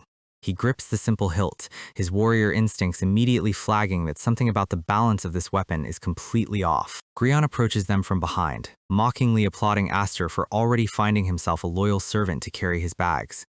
Smites gets defensive, but Graham cuts him off, casually noting that Smites' family is just a third-rate noble house from some backwater countryside. He warns him that backing the wrong horse in this race is going to bring his entire family a world of absolute pain, and Smites instantly folds, bowing and desperately trying to distance himself from Aster. Aster sighs, looking around at the hostile crowd and realizing that the social atmosphere is about as pleasant as a swamp. The examiner stands on a wooden platform to explain the rules of the second exam. This phase is a team-based battle royale taking place deep within the Academy's massive forest. The 20 remaining applicants are divided into 3 colored teams, and they must locate and occupy the enemy bases by planting their flags. The examiner makes it very clear that other than stealing or destroying the flags, there are absolutely no rules, meaning the issued swords are basically hunting licenses to cut down anyone in their way. He starts calling out the team colors, and Aster is handed a blue team armband. He looks around to see his teammates, realizing that Smites and a few other rookies have been placed on his squad, while Graham is leading the yellow team. A thick pillar of smoke rises over the forest canopy, signaling the official start of the Capture the Flag game. Aster starts planning their strategy, pointing out that they need to capture 2 bases to win, but he notices his teammates are just standing there, looking like they are about to cry. One of the blue teammates nervously asks if this means they actually have to fight the young master of the Elmheim main family. Aster looks at them, completely confused by their sudden lack of competitive spirit. Smites looks down, his hands trembling, and admits that they are absolutely terrified. He explains very clearly that they are not afraid of losing the exam, they are afraid of the brutal, systematic retaliation of House Elmheim. He says pointing a piece of steel at Graham means they will never be allowed to work as knights in this kingdom again. And in the absolute worst-case scenario, their entire family lines and retainers back home will be completely wiped out in some convenient accident. Smites asks Aster if he is planning on throwing his life away, saying they would rather fail today and try again next year than make an enemy of a tyrant house. He looks at Aster with a bitter smile, saying a genius from a high-ranking branch family could never understand the sheer terror of being a weakling in this world. We cut to Aster sprinting through the forest alone, realizing he is now a one-man army because his entire squad abandoned him to save their own skins. He reflects on his past life, admitting that Smites is completely right. To regular people, House Elmheim really is an untouchable monster that rules through absolute terror. He remembers Smites' sad, trembling face and realizes how deeply the main house's fear tactics have poisoned this society. He chuckles to himself, noting that from an outsider's perspective, he is probably viewed as just another piece of that tyrannical family. He reaches the courtyard of the yellow base, but the entire area is dead quiet. He slows down, his combat instincts warning him that a silent fortress usually means a very nasty trap. Suddenly, a voice calls out from above, expressing surprise that Aster actually decided to show up to the party completely alone. Christopher Nolan is leaning casually against the base wall, looking down at our guy with a cool, mocking gaze. Nolan says that things are going exactly as he predicted, leaving Aster to wonder who the hell he is talking about. Aster notices that Nolan has actually taken down his own yellow team's flag, holding it loosely in his hand like a trophy. Nolan tosses the flag aside, draws his sword, and tells Aster that since they both have some free time, they might as well keep each other company. Aster narrows his eyes, realizing this prodigy is not acting in his own self-interest. He looks up, spotting a bright red flag already flying over the yellow base wall. Meanwhile, we cut to Graham leading a massive, combined force of applicants from different teams, all wearing matching armbands.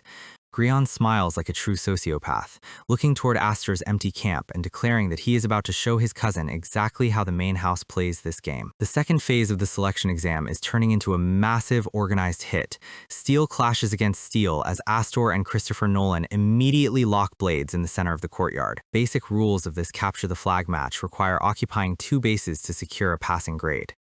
Aster parries a lightning-fast strike and asks why a yellow team member is busy protecting a red flag. Nolan easily spins his blade, maintaining his distance, and casually explains that the explanation is incredibly simple. He reveals that he has formed an official cross-team alliance with Grion Elmheim. The examiner watches the duel from the tower, noting that Nolan is the legitimate heir of House Nolan, the legendary founders of court swordsmanship. He remembers that during the Deadly Spear trial, Aster and Nolan were the only two applicants who survived without even changing their expressions.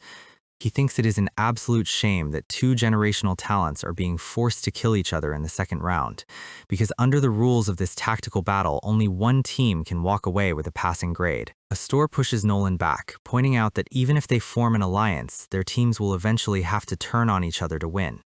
Nolan smiles, stating that he already solved that problem by agreeing to let the main Elmheim house take the victory, and reveals that Grion's army is currently marching to wipe out Aster's teammates. Aster's face goes completely still as he realizes Smites and the other rookies back at the base are about to be absolutely slaughtered. He asks Nolan if Grion used the classic Elmheim threat of family massacre to force a proud prodigy like him to kneel. Nolan launches a heavy downward slash, stating that in a strictly hierarchical society, nobody intentionally stands in front of a moving carriage unless they want to get run over. But as Aster blocks the strike, a sharp cracking sound rings out, and a massive fracture appears right down the middle of his issued sword. He remembers the examiner handing him the weapon back at the rack, and realizes the entire thing was a coordinated sabotage. The main house gave him a defective blade that would shatter on impact. Nolan laughs, his blade glowing with intense yellow mana as he prepares to finish the job. He admits that he has always despised the arrogant Elmheim clan anyway, especially a flashy show-off like Aster. He unleashes a massive wind-infused strike, completely shattering Aster's broken sword into a million iron fragments. But Aster uses the momentum to perform a flawless backflip, dodging the lethal edge by a fraction of an inch. Nolan is stunned by the kid's insane physical reflexes, realizing he managed to survive a direct, magical strike with absolutely no weapon in his hands. Aster does not waste a single second. He turns around and sprints into the forest, yelling that their duel will have to wait because he has a much more urgent problem to solve. Nolan stands there, mockingly asking if the Great Seven Wings is running away like a common coward. But as he sheathes his sword, his boot clicks against one of the broken shards of Aster's weapon. He picks up the metal fragment, inspects the terrible quality of the steel, and realized the truth. The main Elmheim house actually sabotaged their own relative sword to rig the exam. Meanwhile, Aster is running at absolute limit through the trees, screaming Smeets' name as he reaches the gates of his own camp. But as he steps into the courtyard, he finds Grion sitting smugly on top of the stone wall, surrounded by his allied troops. Grion laughs, admitting he is surprised Aster managed to escape Nolan so quickly, and says he had much higher expectations for the court swordsmanship heir. He boasts that while Aster was busy playing in the woods, his forces have successfully secured 3 separate bases. Aster glares at him, demanding to know what he did to his teammates. Suddenly, a cold piece of steel is pressed directly against Aster's back. Smites is standing behind him with a trembling sword, nervously telling him not to take this personally. He says he warned Aster from the start that he had zero intention of committing social suicide by defying the main Elmheim family. Grion laughs hysterically from the wall, mocking the country bumpkins for at least having enough survival instincts to know which master they should kneel to. He looks down at Aster with an incredibly smug smirk, declaring that the match is officially over. He explains the simple math of the situation. Grion's alliance holds all the bases, and Aster has absolutely no manpower left to mount a defense. Even if Aster somehow manages to run around the forest, they will just swap the flags back the second he leaves. The victory conditions are completely locked in, and Grion has achieved total domination. Aster lowers his head, his golden eyes glowing with a highly dangerous, freezing light. He tells his cousin very calmly that he is going to make absolutely sure they cannot swap any flags by cutting down every single person standing in this courtyard. Grion laughs his head off, calling it a pathetic bluff, and points out that Aster's weapon is completely shattered, rendering him as useless as a common wingless. He asks if a weaponless child really plans on taking on an entire army of armed knights by himself. Aster lets out a quiet, dark chuckle, his expression completely shifting into a terrifying smirk. He admits that Grion actually played a very decent political game and tosses the broken hilt of his standard sword onto the stone floor. Smites' eyes go wide with sudden, absolute terror as the shattered metal clangs against the ground. Aster slowly raises his hands, his gold eyes flaring with a massive dark red aura of pure physical pressure. Grion's confident smile completely freezes as he feels the temperature in the courtyard drop to freezing limits. The broken pieces of iron settle in the dirt, and Aster looks up with the face of a literal demon, preparing to show this entire room why you never back a tiger into a corner. The clash of absolute ideals is about to reach its peak. Grion is still wearing that smug smile, completely convinced he won because Aster is standing there with no sword. Smites launches a desperate strike from behind, but our guy moves like a speedrunner who has memorized every frame of the boss fight. He ducks the blade, spins, and delivers a brutal sidekick straight into Smites' ribs that sends him flying across the dirt. Mid-air, Aster snatches Smites' iron sword right out of the sky. He catches the hilt and lands in a perfect low stance, pointing the stolen steel straight at his terrified cousin. He looks up at Grion, who is still standing on top of the high wall. He tells him that because the main house decided to play dirty, they are about to lose everything right now. Grion's arrogant face completely melts as he stammers out a weak insult. Aster bends his knees, channeling his golden red mana into a massive burst of physical acceleration. He leaps an impossible distance, completely defying gravity as he flies toward the top of the wall while Grion screams about how someone without wings can jump this high. He closes the distance in a split second, looking down at his terrified cousin. He slashes down, moving too fast for Grion to even think about drawing his weapon. In this brief moment of flight, Aster's mind drifts back to his childhood, remembering how he flew through the sky for the first time as a baby. The absolute feeling of omnipotence when manipulating magic power, that is what he was denied in his first life, and that is why he appreciates it now. He catches Grion by his collar, looking him dead in the eye. He tells him that the main house wall, which seemed so incredibly high, is actually pathetic. Grion is screaming for him to stop as Aster smiles with those glowing gold eyes. They crash into the stone floor below, creating a massive explosion of dust and debris that shakes the entire camp. The heavy smoke slowly drifts over the wall. Smites is coughing, clutching his bruised chest and trying to understand what kind of military-grade fighting style he just witnessed. The other applicants are staring into the dust, completely frozen in fear.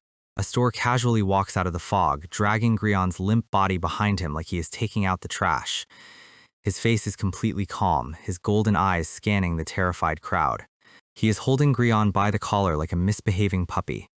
He drops him onto the stone floor right in front of the other applicants. Grion raises his bruised face and starts screaming at the other candidates to kill Aster, calling it an official order from House Elmheim. He is literally losing his mind, screaming that they will all pay if they do not protect him. Smites hesitates, looking at his sword on the ground, his survival instincts fighting each other. Aster looks right at him and asks if he is really that terrified of the main house's petty revenge. Smites yells back that of course they are, explaining that his family is a third-rate noble house that the Elmheims could erase with a single whisper. He says for weak commoners like them to survive, they have no choice but to act like obedient dogs, no matter how pathetic it looks. Smites is practically crying in frustration, screaming that a genius who has everything could never understand their daily struggles. Aster goes quiet, his golden eyes softening as he looks at the commoner. Then, he slowly starts to smile, which completely weirds Smites out. Aster remembers his older sister Kudo telling him the exact same thing back during their childhood training.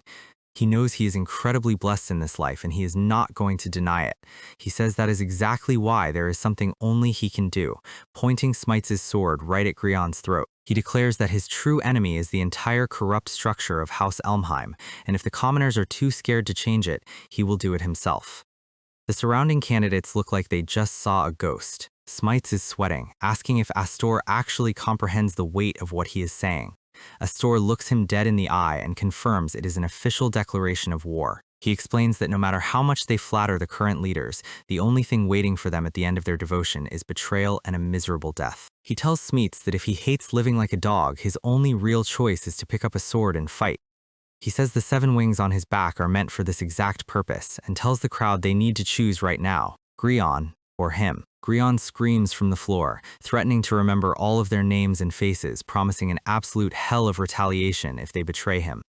Smites' face is covered in sweat as he looks back and forth between the two cousins. He lets out a frustrated scream. He stomps his foot onto the ground, cursing his own weakness. He runs up to Aster, asking if he is genuinely going to crush the main house, warning him that if he is lying, he will hate him forever. Smites is putting his entire life and family on the line right now.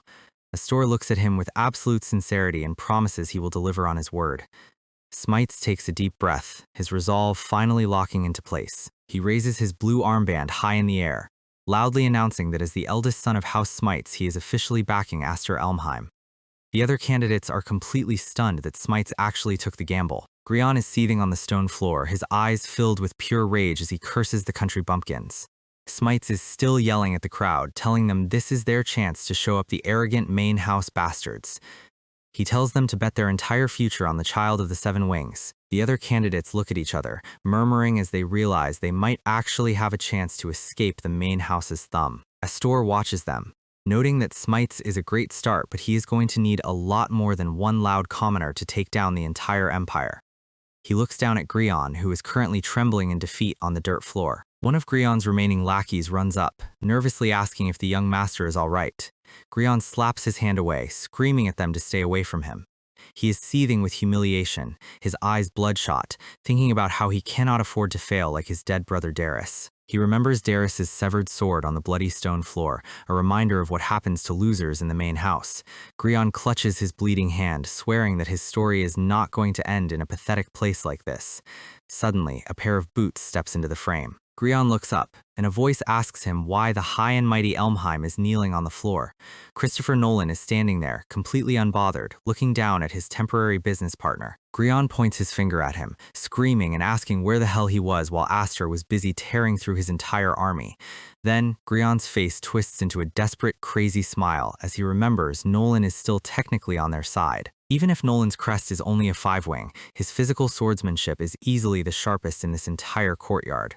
Gryon orders him to hurry up and slice Aster to pieces, but Nolan suddenly grabs Gryon by his collar and casually tosses him back onto the dirt. Nolan says he is officially returning Gryon's stupid deal, stating that the main house's cowardly sabotage tactics completely violate his personal code of chivalry.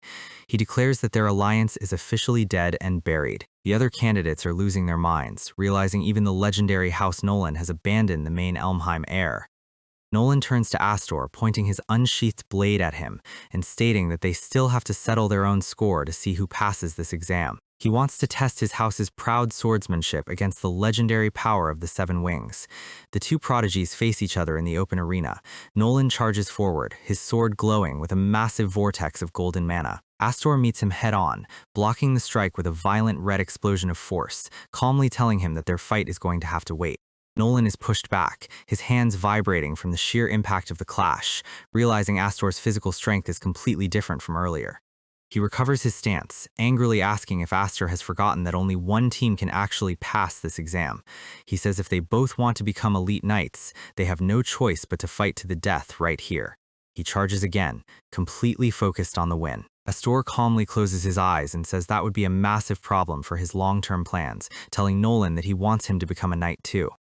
Nolan stops in his tracks, completely bewildered by the kid's words. Aster looks around the crowd, stating that since he just hyped everyone up about fighting the main house, it would look incredibly bad if he just told them to give up their dreams. He smiles like a clever speedrunner who just found a massive glitch in the game, stating that he has a perfect plan to make everyone pass.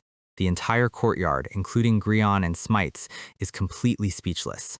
Aster admits he cannot guarantee it, but he is extremely confident as long as everyone in this yard cooperates. He walks over to the trembling, defeated Gryon. He extends his open hand, offering a very friendly, highly sarcastic peace treaty to his cousin. We cut to the main flagpole where all three colored flags, red, blue, and yellow, are tied together and raised on a single mast. The chief examiner is screaming so hard his veins are popping out, asking if they are literally illiterate and do not know how to raise a single flag. Aster steps forward and explains that the rules state a team must occupy 2 bases to win, but they never specified that only one team could occupy a base at the same time, so they formed a 3-way alliance to jointly occupy all of them. The examiner gets right in his face, furious and asking if Aster is trying to turn their glorious military selection into a joke. Smites and Gryon are sweating in the background, terrified that the examiner is going to execute them all for insubordination. The examiner asks if Aster would shake hands with an enemy on a real battlefield instead of killing them, but Aster looks back calmly and asks what if that enemy has more strategic value alive than dead. The examiner yells that a knight is simply the sword of the nation and it is not their job to make political judgments. His face is completely twisted in rage. Aster asks if he is actually going to disqualify all of them, pointing out that as long as they did not break any written rules, overstepping that boundary is just the examiner's personal ego. He leans in and whispers a subtle threat, asking how the main Elmheim house would react if their precious young master Grion failed along with everyone else because of a minor technicality. The examiner's face completely crumples as he realizes he has been completely politically cornered by a teenager. An hour later, all the candidates are waiting anxiously in a large library hall. Smites is pacing around, wondering if they are all about to get executed, while Aster is casually relaxing at the table. Even Grion is sitting quietly, looking completely drained of his usual noble arrogance. Smites asks what Aster could have possibly said to make the examiner shut up like that. Aster just smirks, but before he can answer, the massive doors swing open. The examiner walks in, announcing that the academy principal, Mimir, has arrived to personally deliver the final selection results. The atmosphere in the grand library is so tense you could cut it with a dull butter knife. Every single cadet is holding their breath as the announcement begins. An elite academy official stands at the front, looking incredibly serious. He tells everyone to pay close attention because the final verdict is about to drop. Smites leans over to Aster, whispering if that is actually the legendary Principal Mimir standing right there. Smites admits the guy looks surprisingly normal for someone who is supposed to be a total powerhouse. Aster, being the sensible guy he is, just deadpans that Smites is being incredibly rude. Principal Mimir locks eyes with our guy Aster. He points out that, thanks to Aster's little stunt with the flags, the Academy board was put in a very tight spot. Welcoming this massive crowd of cadets all at once is completely unprecedented in the Academy's history. There was a heavy push from the traditionalists to order an immediate re-exam, but Mimir reveals that, with the backing of the other directors, they decided to roll with it. Aster raises an eyebrow, asking what that actually means for them. The principal's stern expression suddenly breaks, a warm, genuine smile spreading across his face. He drops the bomb. Every single one of them officially passed. The entire room goes absolutely wild. Cadets are throwing their hands up, cheering at the top of their lungs, while Grion stands in the background looking like his entire soul just left his body. Smites is practically vibrating with joy, staring at Aster with eyes full of pure admiration as the principal officially welcomes them to the academy. And just like that, the grueling, sabotaged exams are over. Under the calm night sky, our guy is officially a cadet of the prestigious Drasil Kingdom Knight Academy. Cut to the cadet bathhouse, which looks less like an academy facility and more like a 5-star luxury spa. Smites is soaking in the hot water, fully enjoying the fruits of Aster's labor. He splashes around, reminding everyone that they are currently eating delicious food and relaxing in giant hot baths solely because Aster carried them across the finish line. The other cadets, who were literally trying to jump Aster in the forest a few hours ago, are now shouting that they will follow him for life. Meanwhile, Christopher Nolan is sitting on the edge, looking highly unimpressed by these fair-weather fans. Smites immediately calls Nolan out, asking why a guy who lost to Aster is acting so high and mighty. Nolan, retaining every ounce of his noble pride, insists he did not lose. It was a strategic draw. Aster just chuckles, letting the warm water wash away the stress. He points out that despite the main house's best efforts to sabotage them, they still managed to make it in. Smites' expression gets surprisingly serious. He looks at the other commoner cadets and says that small victories like this will eventually build up into a massive tide, a tide that will completely destroy the corrupt main house of Elmheim. Aster's smile goes sharp and cold. This is exactly where their rebellion begins. As he relaxes, Aster thinks about his family. His 2 eldest sisters have already graduated, but his older sister Alphen is currently a student here, having enrolled a year before him. She is already familiar with the inner workings of the academy, making her a crucial ally. He notes that the actual night training begins first thing tomorrow. Aster starts walking out of the pool, dripping wet, planning to get some rest. But as he steps onto the cold stone floor, he suddenly notices a strange silence falling over the room. He turns around, utterly confused. The entire squad of naked, towel-clad cadets has crowded right behind him, staring intently at his bare back. Aster recoils, shouting to know what on earth they are doing. Smites, with a completely straight face, explains that a real-life Seven Wings crest is basically a legendary gachapole. They figure praying to his back might bring some divine RNG favor. Before Aster can even process the sheer absurdity, the entire group drops to their knees, putting their hands together in deep prayer. Aster screams that a magical brand does not work like a lucky charm. Nolan just watches this complete circus from the corner, sighing that he is already deeply worried about the chaotic future of their class. The lighthearted comedy immediately evaporates as we cut to a grand, dark palace dripping in oppressive blue moonlight. A cold, disappointed voice rings out through the empty hall. This is Helen Elmheim, the ruthless matriarch of the main house. Her eyes glow with a terrifying pink light as she looks down, utterly disgusted that Grion returned alive after letting the branch house humiliate them. Grion is trembling, completely flat on his hands and knees on the cold stone floor, looking like a discarded rag doll. He frantically begs for forgiveness, promising his mother that he will definitely make up for his blunder next time. But his apology is cut violently short as a heavy leather boot slaps directly across his face, drawing blood. Stepping out of the shadows is Lillian Elmheim. She coldly snaps that there won't be a next time for useless trash like him. Lillian stands tall, looking down on him with absolute sociopathic disgust. She sneers that worthless weaklings like him should be minced into scrap meat and fed directly to the magic beasts, just like their dead brother Darius. Grion whimpers, desperately pleading with his sister to spare him, but Lillian responds by violently grinding her high-heeled boot directly into his spine, shattering his remaining dignity. As he lies bleeding in the dark, Grion's mind fractures. The terror turns into a toxic, burning hatred. He grips the stone floor, whispering that this is all Aster's fault. Every single bit of his suffering is because of that branch house brat. A quick flashback reveals the sheer depth of Aster's strategic mind. During the exam, Aster had offered Grion a hand, proposing a deal. Aster's eyes had gone completely hollow and cold. He warned Grion that if the main house found out he got utterly outplayed by a branch house kid, the adults would execute him without a second thought. Grion had frozen in sheer terror, realizing Aster was speaking absolute, undeniable facts. Aster had leaned in, reminding him of how miserable and pathetic Darius's final moments were. We see a dark, horrific memory of Darius lying dead in a cold cell, discarded like literal garbage. That was no way for a human being to die, and Aster made sure Grion felt every bit of that chilling reality. Aster's golden eyes glowed in the dark as he delivered his ultimatum: stay quiet, overlook Aster's rebellion, and Aster would let him live. Grion had no choice but to break under the pressure. Back in the present, a deep, mocking voice echoes through the dark room, telling Lillian to go easy on her cute little brother since he's crying so beautifully. This is Julius Elmheim, the second son and a true monster. He sits lazily on a velvet sofa, smiling like a demon as he strokes the head of a kneeling girl. Julius remarks that family should always get along. He looks down at his lap, mockingly asking Alphen if she agrees with him. We get a horrific close-up of Alphen Elmheim. She is forced to the ground, her face locked in a heavy, brutal metallic muzzle that clamps her jaws shut. Her eyes are filled with tears of pure, burning rage.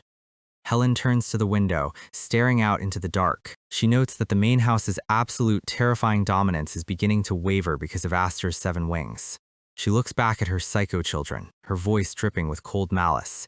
She tells them they have a very clear mission at the academy. Lillian's eyes flare with a sickening, vibrant purple light as a sadistic grin spreads across her face.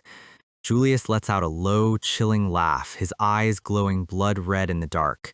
They are going to show the academy and the entire kingdom what true, unbridled violence actually looks like. The next morning, the courtyard of Drassel Academy is filled with the rhythmic sounds of heavy training shields slamming against the stone floor. Dozens of new cadets are already sweating, struggling to maintain their formations. An elite instructor clad in sleek white armor struts down the line, shouting that they have all been handpicked to train as the future guardians of the kingdom. But being a kingdom knight isn't just a fancy title. They are the absolute elite, expected to completely dominate every single field, from raw physical combat to high-level battlefield strategy. Smites is currently screaming, pouring every ounce of his strength into swinging his training sword against a massive dark iron pillar designed to test physical impact. But the moment his blade collides with the dense metal, the shockwave travels straight up his arms, nearly dislocating his shoulders.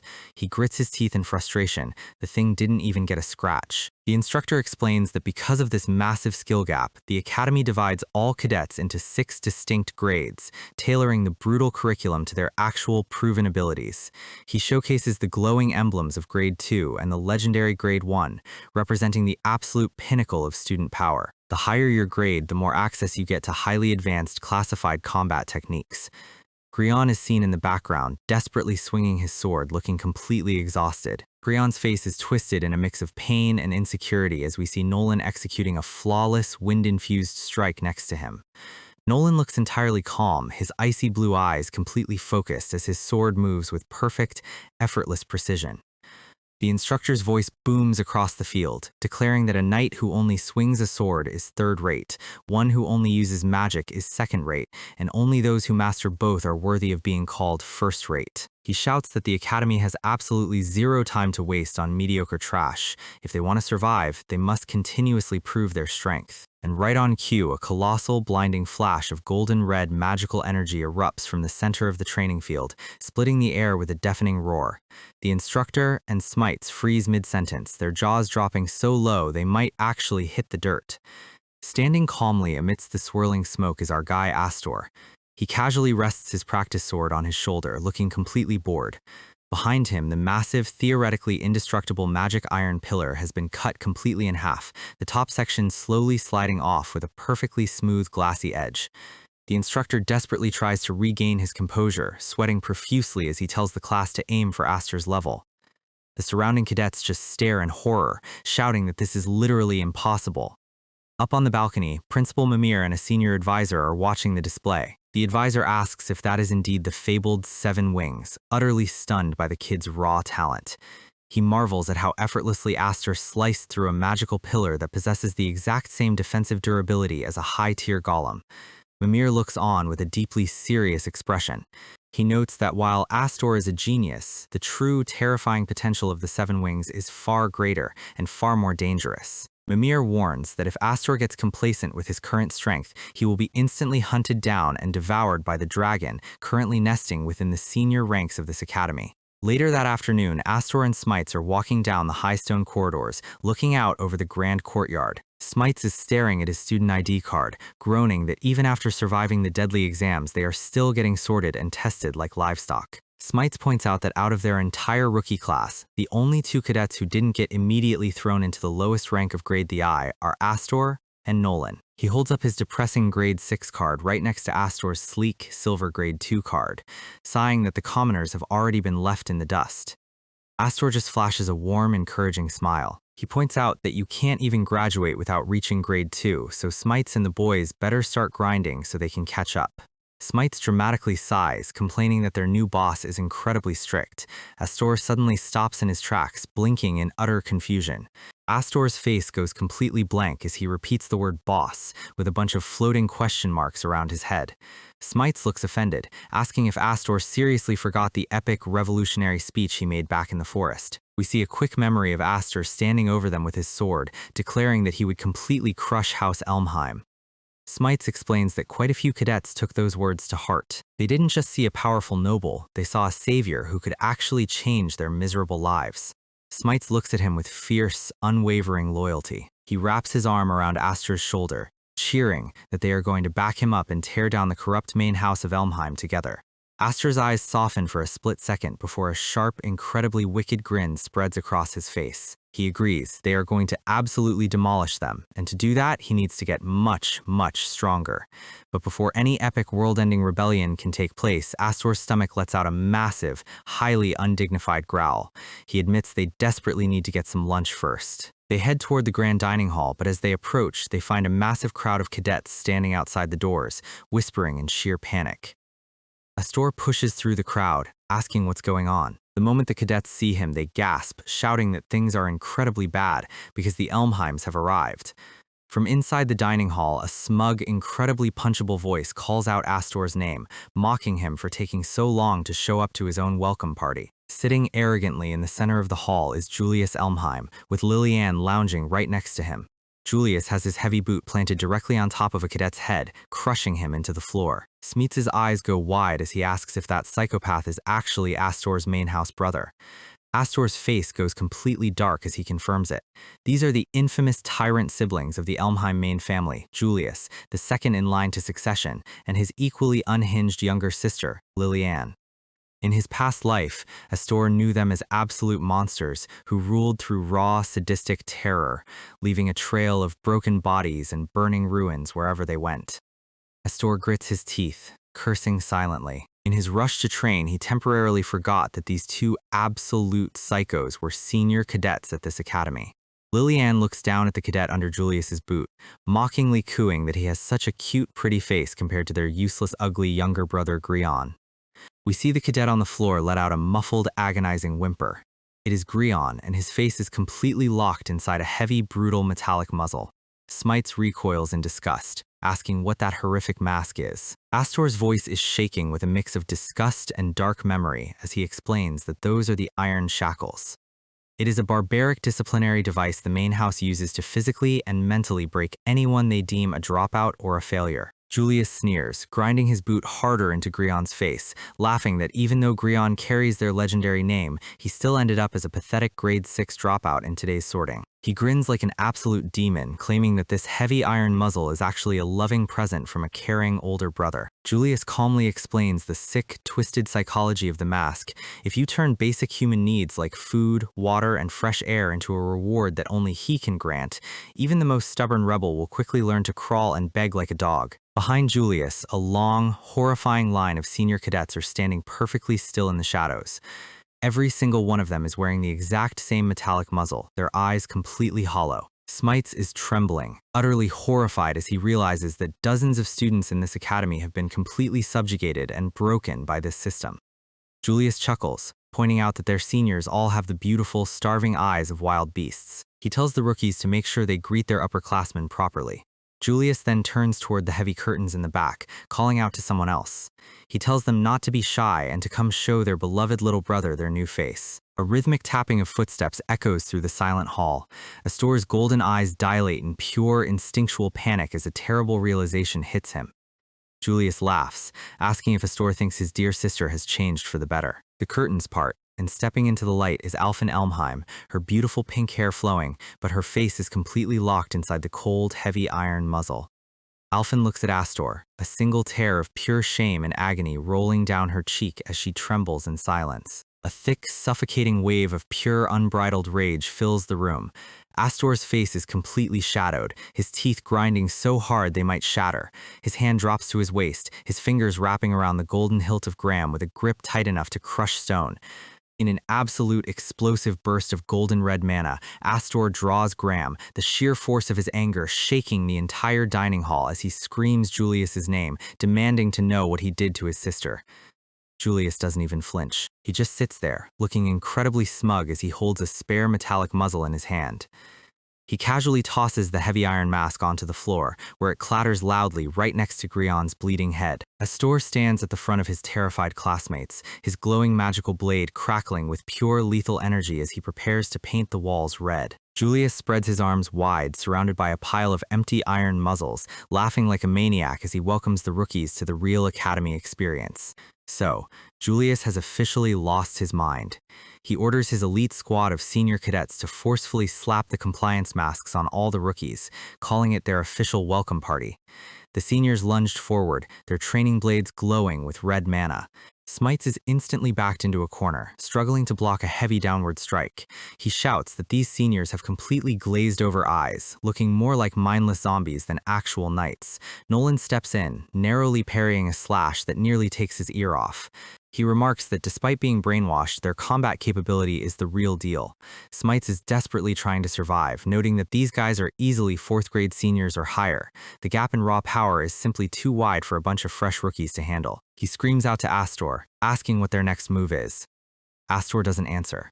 He just stands there, a massive, glowing red broadsword of pure mana materializing from Graham's hilt as 2 seniors jump him from the air. He swings once, knocking them both flat onto the stone floor before they can even register his movement. His golden eyes flare with an intense, freezing pressure. Smites looks over, completely stunned by the sheer weight of the aura our guy is radiating. Aster stares directly at his cousin, asking Julius what kind of cheap stunt he is trying to pull. Julius just smiles, spreading his hands wide like a theater actor. He tells Aster to relax, claiming this is simply his friendly way of showing some main house hospitality. He trash-talks the rookies, calling them a bunch of talentless underlings who only pass the exams by picking up Aster's scraps. Lillian giggles from her seat on the dining table as Julius notes that when the quality of the incoming cadets is this low, it ruins the reputation of the entire academy. Julius holds up an empty steel muzzle, grinning like an absolute maniac. He declares he is going to solve their quality control problem the traditional Elmheim way. Astor's voice drops to a freezing whisper, telling Julius that he didn't ask for a speech. He tightens his grip on Graham, the red mana swirling around his fist like a miniature storm. He tells Julius to shut his mouth and take that vulgar metal mask off of his sister right now. Aster lunges, but his strike is blocked with a heavy metallic ring.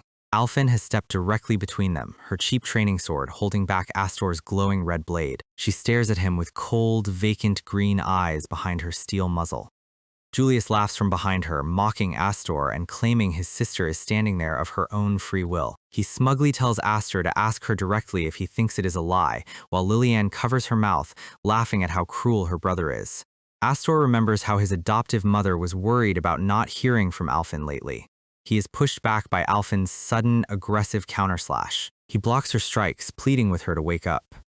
He tells her she doesn't have to listen to these main house monsters anymore, promising to save her. But his words are cut short by another rapid sword strike. Alphen forces him back with a heavy swing. Aster recoils, completely bewildered by her empty, aggressive movements. Suddenly, an angry voice screams behind him, asking why he is hesitating. Nolan charges past him, his golden mana flaring brightly. He tells Aster that if he doesn't have the stomach to strike down a brainwashed ally, then he will handle Julius himself. Julius doesn't even stand up, casually remarking that Nolan has even less class than his younger brother. Nolan unleashes his signature golden sword style, launching a rapid thrusting attack straight at Julius's chest, promising to carve the pride of House Nolan into his skin. But Julius doesn't even draw his main weapon, casually holding up a small dagger to block the heavy golden blade. He asks Nolan if he honestly thinks studying a sword like a good little student makes someone a true knight. His eyes glow a deep, predatory red as he tells Nolan he is completely wrong. A massive, roaring column of orange-red fire erupts from his body. Nolan's golden mana is instantly vaporized by the intense heat, his eyes widening in pure shock as the flames engulf him. Julius laughs psychotically, declaring that in this world, the strongest person is the only one who gets to dictate the rules. He kicks the charred, smoking body of Nolan across the dining hall.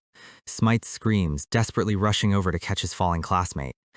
Nolan lies on the stone floor, covered in severe burns. Julius steps down, sneering that he loves breaking arrogant nobles who think their pride actually means something in a real fight. Lillian walks over, swinging an empty muzzle in her hand, giggling that she is going to make an exception and keep Nolan as her personal pet. She looks at Smites, casually adding that she has absolutely no use for the ugly commoner next to him.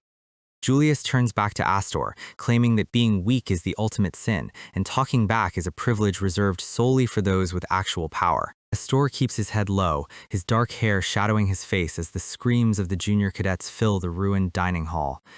He watches a senior forcefully clamp a metallic muzzle onto a screaming rookie, completely crushing his spirit. Julius conjures two massive fireballs in his hands, standing proudly in front of the submissive Alphen, mockingly asking Aster which path he plans to choose for his future.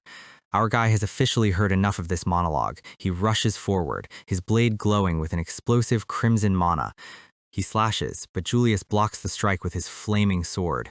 A smug grin plastered across his face as the impact blows the surrounding tables to splinters. Aster's golden eyes glow with an intense burning rage as he pours more raw power into Graham. Julius's fire flares violently, threatening to consume Smites and the injured Nolan in the background. Julius sighs, asking if this mediocre display is really all the legendary power of the Seven Wings can muster, calling Aster a complete disappointment. Aster just glares at him through the flames, coldly telling his cousin that just because he managed to block a single attack, he shouldn't get so incredibly full of himself. Suddenly, Aster begins to spin, creating a violent, crushing whirlwind of red mana that throws Julius's fire out of control. Julius's smug expression instantly vanishes as he realizes Aster is actually drawing in and absorbing his own fire magic to fuel his counterattack. Aster leaps high into the air, channeling the absorbed flames into a massive downward strike that splits the stone floor with a massive explosion. He lands perfectly, the smoke clearing to reveal Julius crashed through a heavy wooden table. Aster casually remarks that he wasn't really listening to whatever Julius was blabbing about.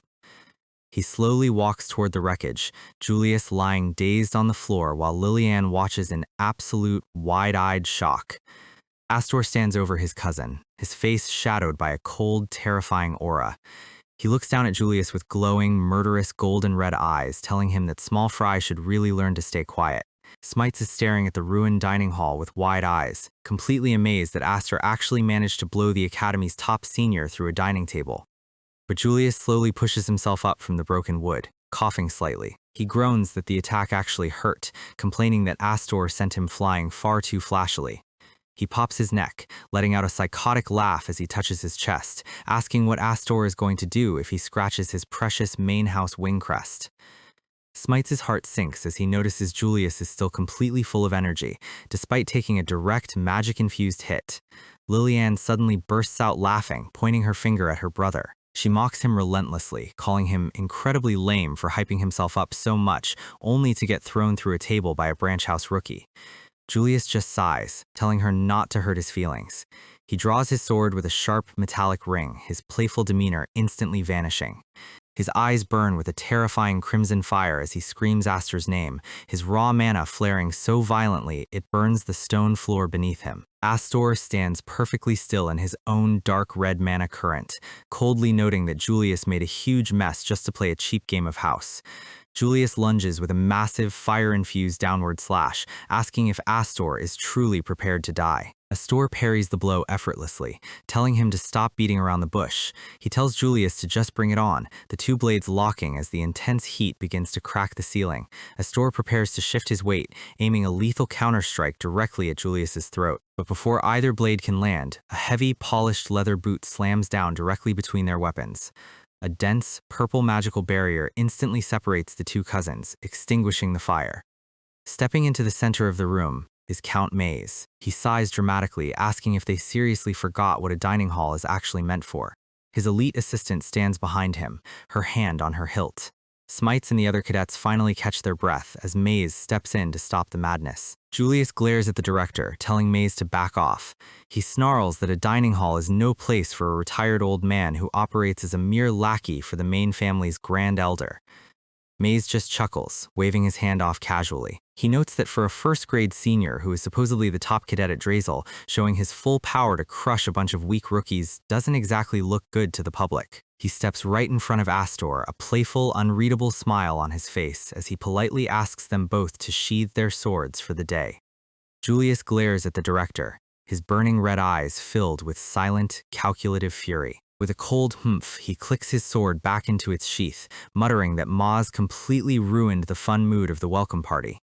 He turns on his heel, calling out to his squad that the welcome party is officially over, ordering them to withdraw. Aster immediately tries to push past Maze to stop them, shouting that they aren't finished talking, but Maze tightly grips his shoulder, holding him back.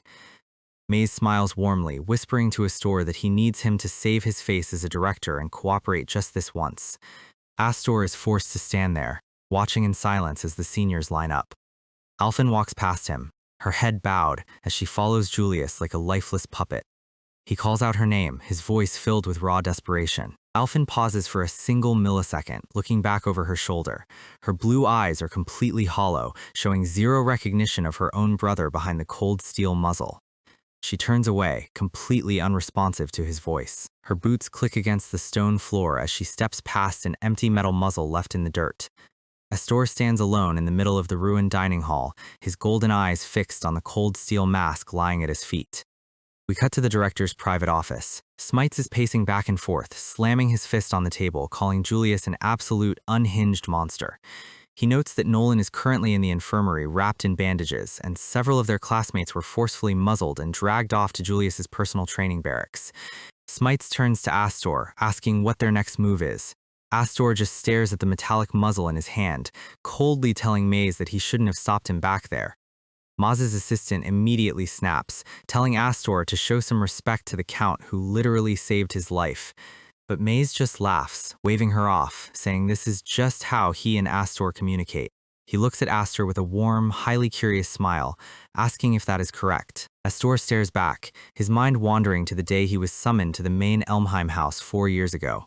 Maze was the only high-ranking noble in that terrifying room who stood up for him. Aster notes that despite that, he still can't tell if this eccentric man is a genuine ally or a highly dangerous enemy. He is a complete wildcard, and nobody in the kingdom truly knows what is going on behind those smiling blue eyes. Smite steps forward, asking Maz if he is seriously going to let this slide despite being an official director of the academy. He asks if it is truly okay for the school administration to turn a blind eye to such horrific tyranny just because the culprit is an Elmheim heir. Maze chuckles, pointing out that he is also a high-ranking Elmheim executive. Unless it causes a massive political scandal, he has no reason to interfere with the inner workings of the main house. Aster lifts the heavy steel mask, his golden eyes flashing with a sharp, dangerous light as he asks Maz if brainwashing and enslaving students to control them doesn't count as a serious problem. Maz explains, very patiently, that Drossel is a merit-based training facility designed to produce lethal soldiers. He notes that whatever teaching method produces the fastest results is technically acceptable. He drops a massive lore bomb. The cadets under Julius's command actually rise in rank and grades significantly faster than any other class. Because of this terrifying efficiency, even Principal Mimir has officially approved of the muzzle system. Aster's eyes go dark. He realizes the system is entirely rigged. They cannot count on a single adult in this academy to help them. Maze warns Aster, telling him he better not be planning to launch a brainless frontal assault on Julius's barracks to rescue his friends. Maze's expression goes cold as he looks at Aster, warning him that his every move is being closely monitored by the main house. If he makes even a single wrong move or resists poorly, Helen Elmheim will use her absolute authority to have him immediately expelled and stripped of his knight status. Aster doesn't even flinch. He flatly states that the threat of expulsion is still no reason to abandon his friends. He looks down at the steel muzzle, his voice dropping to a low, analytical tone. He notes that this isn't about some naive sense of justice. It is because those iron shackles literally rot a person's soul from the inside out. We see a heavy conceptual panel of a cadet crying in absolute despair. Aster explains that when you are completely robbed of your freedom, your words, and your basic human dignity, something inside you breaks. Before you even realize it, your entire will to resist is completely erased, transforming you into a convenient, mindless tool for your owner. That psychological destruction is the true terror of the shackles. Maze's smile fades, replaced by a look of deep, calculating curiosity. He remarks that Aster speaks with the absolute certainty of someone who has witnessed that exact psychological destruction firsthand. Aster let out a low, bitter chuckle. In his first life as Ash, he was treated as a mindless, disposable tool by his father, eventually having his very soul ripped out of his chest. He knows the fate of a broken tool better than anyone in this room. He looks at Smites, stating simply that he refuses to let his friends end up like that. Maze stares at the young boy, his mind racing. He realizes there is something incredibly ancient and deeply terrifying hidden beneath Aster's 14-year-old exterior. Aster turns toward the door, telling Maze not to worry, claiming he has absolutely no intention of getting himself expelled over a clumsy rescue mission. He admits settling things peacefully within the academy rules is the best path. Maze raises an eyebrow, highly amused, asking if the kid actually has a realistic plan to bypass the system. Aster holds up the heavy steel muzzle, a cold, highly confident smile spreading across his face. He tells Maze that he is about to show the entire academy his personal, highly effective way of fighting. 3 days have passed since our guy decided to pull the most unhinged leverage play in academic history. We open on the training grounds, where the junior cadets are running laps, looking like they are about to see God. Smites runs up to Nolan, who is literally wrapped in medical gauze like a budget mummy, asking if he is seriously fine to be running after getting roasted by Julius. Nolan just huffs, stating the 4th grade training is starting and he has no time to rest. He claims his near-fatal 3rd-degree burns were just a minor scratch. Smites looks at him, completely exhausted, thinking this guy's pride is actually terminal. Smites looks ahead, noting that while Nolan's stubbornness is bad, the real person they should be worried about is currently leading the pack. Yes, that is our guy Aster, casually speedrunning laps while wearing the heavy steel compliance muzzle. We get a quick flashback to 3 days ago. Julius was lounging in his private room, mockingly telling Aster he had some serious nerve showing his face again. He was sipping expensive wine, surrounded by his army of brainwashed seniors, asking what kind of pathetic deal a branch house brat could possibly offer him. Julius's eyes flared red with pure, concentrated main house arrogance as he barked, demanding to know who Aster thought he was dealing with. Aster didn't even blink, his golden eyes perfectly calm. He pointed to the empty muzzle on the table, stating he was here to get his sister Alphin and his classmates back. He casually slid the steel shackles toward his cousin, offering to put the mask on his own face in exchange for their freedom. That was his only condition. Alphin's eyes widened in absolute horror behind her steel mask, her mind racing as she wondered what kind of suicidal madness her little brother was planning. Julius's anger instantly turned into a smug, highly satisfied grin. He admitted that putting a literal leash on the kingdom's most dangerous rebel was an incredibly good deal for the main house. Lillian burst out laughing from the side, asking if Aster was actually insane, mockingly wondering if he genuinely wanted to be kept as her personal pet. Julius took a slow sip, calling Aster a massive masochist. He noted that to House Elmheim, Aster was a highly annoying thorn in their side. His gaze went razor-sharp as he admitted the elders would be absolutely delighted to see him muzzled. But he knew Aster wasn't the type to just obediently lie down and take an L. He leaned in, trying to read Aster's expression, demanding to know what kind of secret scheme he was running behind those quiet golden eyes.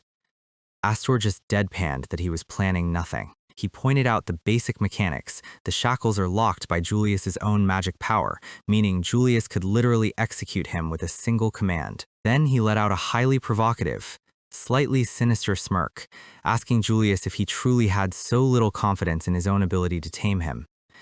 That absolute masterclass of psychological bait worked perfectly. Julius's pride snapped, his wine bottle instantly catching fire as he snarled that he would gladly take him up on that bet. He crushed the burning bottle, stating that a simple trade would be far too soft for a rebel. Julius offered a new diabolical set of rules. Aster must endure 10 full days without a single drop of food or water while wearing the shackles. If he manages to stay alive, Julius will release everyone. Alphen let out a muffled, desperate scream, begging Aster to refuse because surviving 10 days of total starvation while performing brutal night training is biologically impossible. She screamed that he was going to die, but Aster just nodded, accepting the deal. The heavy steel muzzle slammed shut over his face, drawing a splash of fresh blood as his inner voice noted that the shackles don't just lock your mouth, they slowly rot your mind. He looked at Alphen's trembling figure. He remembered her from their childhood as a fierce, highly competitive older sister who always put on a brave face to protect him. She was a strong, proud sibling who would rather die than show a single trace of weakness to her enemies. But under Julius's torture, her spirit had been so thoroughly crushed she couldn't even stand straight, looking at her younger brother with eyes full of vacant terror. As Lillian wrapped her hands around his neck, whispering that they were going to have a wonderful time together, Aster silently vowed to tear those shackles to pieces. Back in the present, a brutal senior instructor is screaming at the muzzled cadets, kicking them into the dirt for daring to rest during their physical conditioning. Grion is face down in the mud, crying under his mask, cursing his pathetic life and wondering why he has to go through this absolute hell. Smites runs past, noting that the Academy's demon instructors show zero mercy to the muzzled students. He whispers that at this rate, half of them will be dead before Aster's 10 days are even up. Smites looks over at Aster, completely baffled. Even though several days of total starvation have passed, our guy is still running at the front of the pack, completely unfazed. He wonders if having the Seven Wings brand means Aster's stamina is just built different. Nolan watches him silently, analyzing the grim biology of the situation. He notes that a normal human can only survive 3 or 4 days without water, and a week at the absolute limits of human endurance, and that is only if they remain completely still. But Aster is currently performing high-intensity combat drills, lifting heavy logs through freezing rivers, and running miles daily. By all laws of science, his body should have collapsed days ago. Nolan looks at Smites, bringing up the legendary rumor about Aster's infancy. He mentions the story of baby Aster crawling alone through a freezing, lethal blizzard over a snowy mountain for several kilometers before getting adopted. Smites' eyes widen as he realizes the kid's life force is literally not human. Nolan tries to act cool, claiming the story is probably just a boring bluff, but he can't ignore the red steam of raw burning mana radiating from Aster's body as he sprints past. Cut to the dark, damp barracks at night. The muzzled cadets are slumped against the cold stone walls, looking like literal corpses. The heavy doors swing open as Lillian struts in with a sadistic smile, flanked by guards carrying silver trays, loudly announcing feeding time for the sewer rats. She snaps her fingers, her purple magic flaring. The guards drop a tiny, rock-hard piece of stale cheese and a single glass of water onto a plate. This is the entire reward for a full day of brutal physical labor. A muzzled senior cadet stares at the plate, whimpering in absolute despair, realizing his body has finally reached its breaking point. Grion falls to his knees before his sister, weeping and begging her to have mercy and give him some actual food before he starves to death. Lillian responds by violently stomping her heavy boot directly onto his plate, crushing the cheese and water into a disgusting paste. She kicks him away, telling him he shouldn't be so wasteful. She sneers that unlike them, there are children in the slums suffering much worse, while Aster sits silently in the dark corner of the room, completely ignoring her. Up on the balcony, Julius is lounging on a velvet couch, slicing into a thick, juicy, medium-rare steak. He looks down at Aster, mockingly calling him incredibly brave. He turns to Alphin, who is forced to stand next to his table, asking why she doesn't go down and cheer her heroic little brother up. Julius bursts into a loud, psychopathic laugh, eating a piece of meat. He sneers that she probably doesn't have the face to look him in the eye, since Aster is currently starving to death solely because of her weakness. Alphin stands there, her body shaking with pure, suffocating guilt, staring down at her own plate of soup as she silently weeps for her brother. Julius's smile fades slightly as he cuts another piece of steak. He admits he expected Aster to have some sort of secret escape plan, but the kid is literally just sitting there, offering zero resistance. He sticks his fork into the meat, wondering if the branch house brat is genuinely stupid enough to think he can survive 10 days of this. His sadistic grin returns as he decides it doesn't matter. He is going to thoroughly enjoy watching Aster's slow, agonizing decline. Meanwhile, our guy looks up through the dark, his golden eyes glowing like a predator waiting in the shadows. His posture remains perfectly steady, showing zero signs of a breaking spirit as the night fades. The next morning, we get a quick, card-like tutorial on the advanced mechanics of this world's magic system. If you channel mana into a sword, it becomes incredibly sharp. If you wrap it around your flesh, it becomes a dense, invisible armor. To put it simply, mana is the ultimate utility tool, changing its properties entirely based on the user's will. An instructor demonstrates this by sending 2 cadets sprinting across the field at speeds that could easily outrun a racehorse. He explains that mana can act as eyes to detect hidden threats. Suddenly, 2 senior cadets launch a surprise ambush from Aster's blind spot, screaming that he is wide open. But before their fists can land, a massive, violent hurricane of red and gold mana erupts from Aster's body, tearing up the surrounding grass. The seniors are instantly thrown back by the sheer force of the wind, their eyes widening in shock. As the dust settles, they look around, completely bewildered to find the center of the crater empty.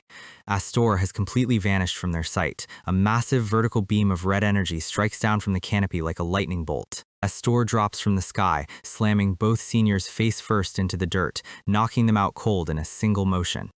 The instructor continues his lecture, stating that in 4th grade training, cadets must master this specialized, swordless mana manipulation. He reminds them that drawing a weapon during these drills is strictly forbidden. A seagull flies overhead. With a casual flick of his finger, the instructor shoots a tiny, laser-thin beam of yellow mana straight through the bird's chest. As the dead bird tumbles to the ground, the instructor smiles evilly, pointing out that for those who possess a high-tier wing brand, a sword is entirely optional when it comes to taking a life. He tells the class he expects them to master this lethal efficiency. Aster stands in the background, a faint red mist evaporating from his hands as he looks down at the defeated seniors. We transition to day 7 of the starvation challenge. Aster is sitting alone in the deep forest, his chest heaving as he tries to regulate his breathing. His internal monologue notes that while he is getting used to the swordless mana manipulation, his body is rapidly approaching its biological limits. He only has 3 days left to survive. He tells himself that if he can just hold out for 72 more hours, Alphin and the others will finally be freed from Julius's grip. But he quickly shakes his head, realizing he is being far too passive. He remembers the sheer, destructive firepower Julius displayed during their brief clash. Julius is a 1st grade senior who hasn't even shown a fraction of his true limits, and he did all of that without even drawing his main sword.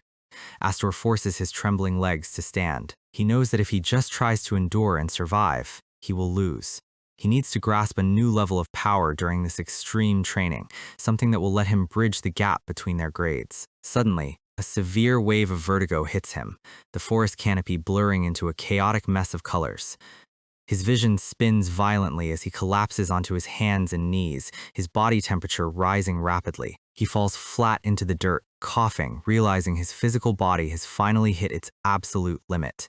A pair of pristine leather boots stops directly in front of his face. A hand gently touches his forehead, noting that he is running an incredibly high fever. Nolan is kneeling next to him. He sighs, stating that at the end of the day, even a 7 Wings user is still human. He reveals that Count Maze pulled him aside, ordering him to keep Aster alive if things went south. He mutters that he has been dragged into a highly annoying chore. Nolan stands up, telling Aster to stay put while he runs to get his sword to break the magic muzzle off his face. but Aster quickly reaches out, firmly grabbing Nolan's ankle. Nolan looks down, shocked, telling Aster he is going to die if he keeps playing this stubborn game. Aster looks up, his golden eyes burning through his fever as fresh blood leaks from his muzzle. He warns Nolan not to do anything unnecessary, stating that if he breaks the rules of the bet now, Alphen will never be freed. Nolan sighs, grumbling that he can barely understand his muffled, blood-choked words, but he can clearly tell the kid is highly dissatisfied. He warns Aster that even if he keeps his promise, the main house has zero intention of playing fair. Suddenly, a high-pitched, mocking voice rings out from the canopy. Lillian leaps down from a branch, flanked by a massive squad of muzzled seniors. She giggles, warning Aster that if he wanders around looking like a walking corpse, someone might mistake him for an undead and put him down. Aster's eyes narrow as he recognizes the sadistic sister. Nolan immediately steps in front of Aster, demanding to know why she brought a small army of gloomy-looking seniors to a junior training zone. Lillian happily explains that these 4th-grade cadets wanted to show off for her, so she came for a class observation. She claims the instructor gave her full permission to watch the outdoor drills. The brainwashed seniors slowly close their circle, surrounding Nolan and the weakened Aster. Lillian swings her legs from a low branch, her pink eyes glowing with pure, unadulterated sadism. She clasps her hands together, giggling that what she wants to see most is Aster on his knees, weeping and begging for his life. She drops to the ground, telling them not to mind her. She orders her puppets to start the drill, telling them to kill each other as much as they please. Instantly, the seniors charge, their fists glowing with dense purple mana. Aster is forced to block a heavy, magic-infused punch. He realizes the main house's plan. They want to physically crush him before the 10 days are up, and now he has dragged Nolan into their trap. Nolan easily deflects a strike, cursing the school's strict no-sword rule. He notes that while the restriction is highly annoying, the real problem is the sheer difference in their numbers. Aster's mind races as he blocks another blow. He knows that exchanging standard blows in his starved, feverish state will only drain his remaining life force. He needs a low-cost, high-efficiency technique, a trump card that can turn the tide without a weapon. Lillian watches from her branch, smiling smugly as Aster is forced into a brutal brawl. She mocks his stubbornness, claiming his refusal to give up is only going to make his death much more painful.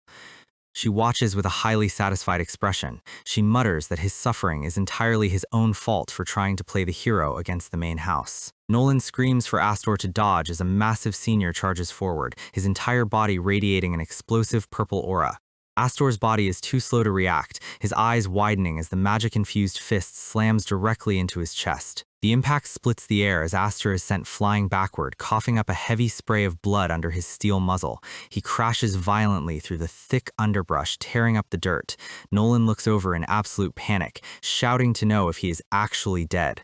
Aster lies completely motionless in the dirt, a pool of blood forming around his head. Lillian laughs from her branch, telling the seniors to make sure they don't kill him just yet. She orders them to leave him with just a single breath of life, wanting to savor his slow demise. A massive senior walks over, violently grabbing Aster by his hair and lifting his bloody, unconscious face. Lillian commands them to beat him until his bones are dust. The senior raises his fist, his purple mana crackling with lethal force, but as the shadow of the fist falls over him, Aster's eyes suddenly snap open. His golden pupils shine like two brilliant, burning suns. A sudden, violent flash of crimson light slices through the air, spraying fresh blood across the grass. Lillian's sadistic smile instantly freezes, her eyes widening in pure, unadulterated shock as she gasps. Aster stands tall, the senior's severed hand dropping into the dirt behind him.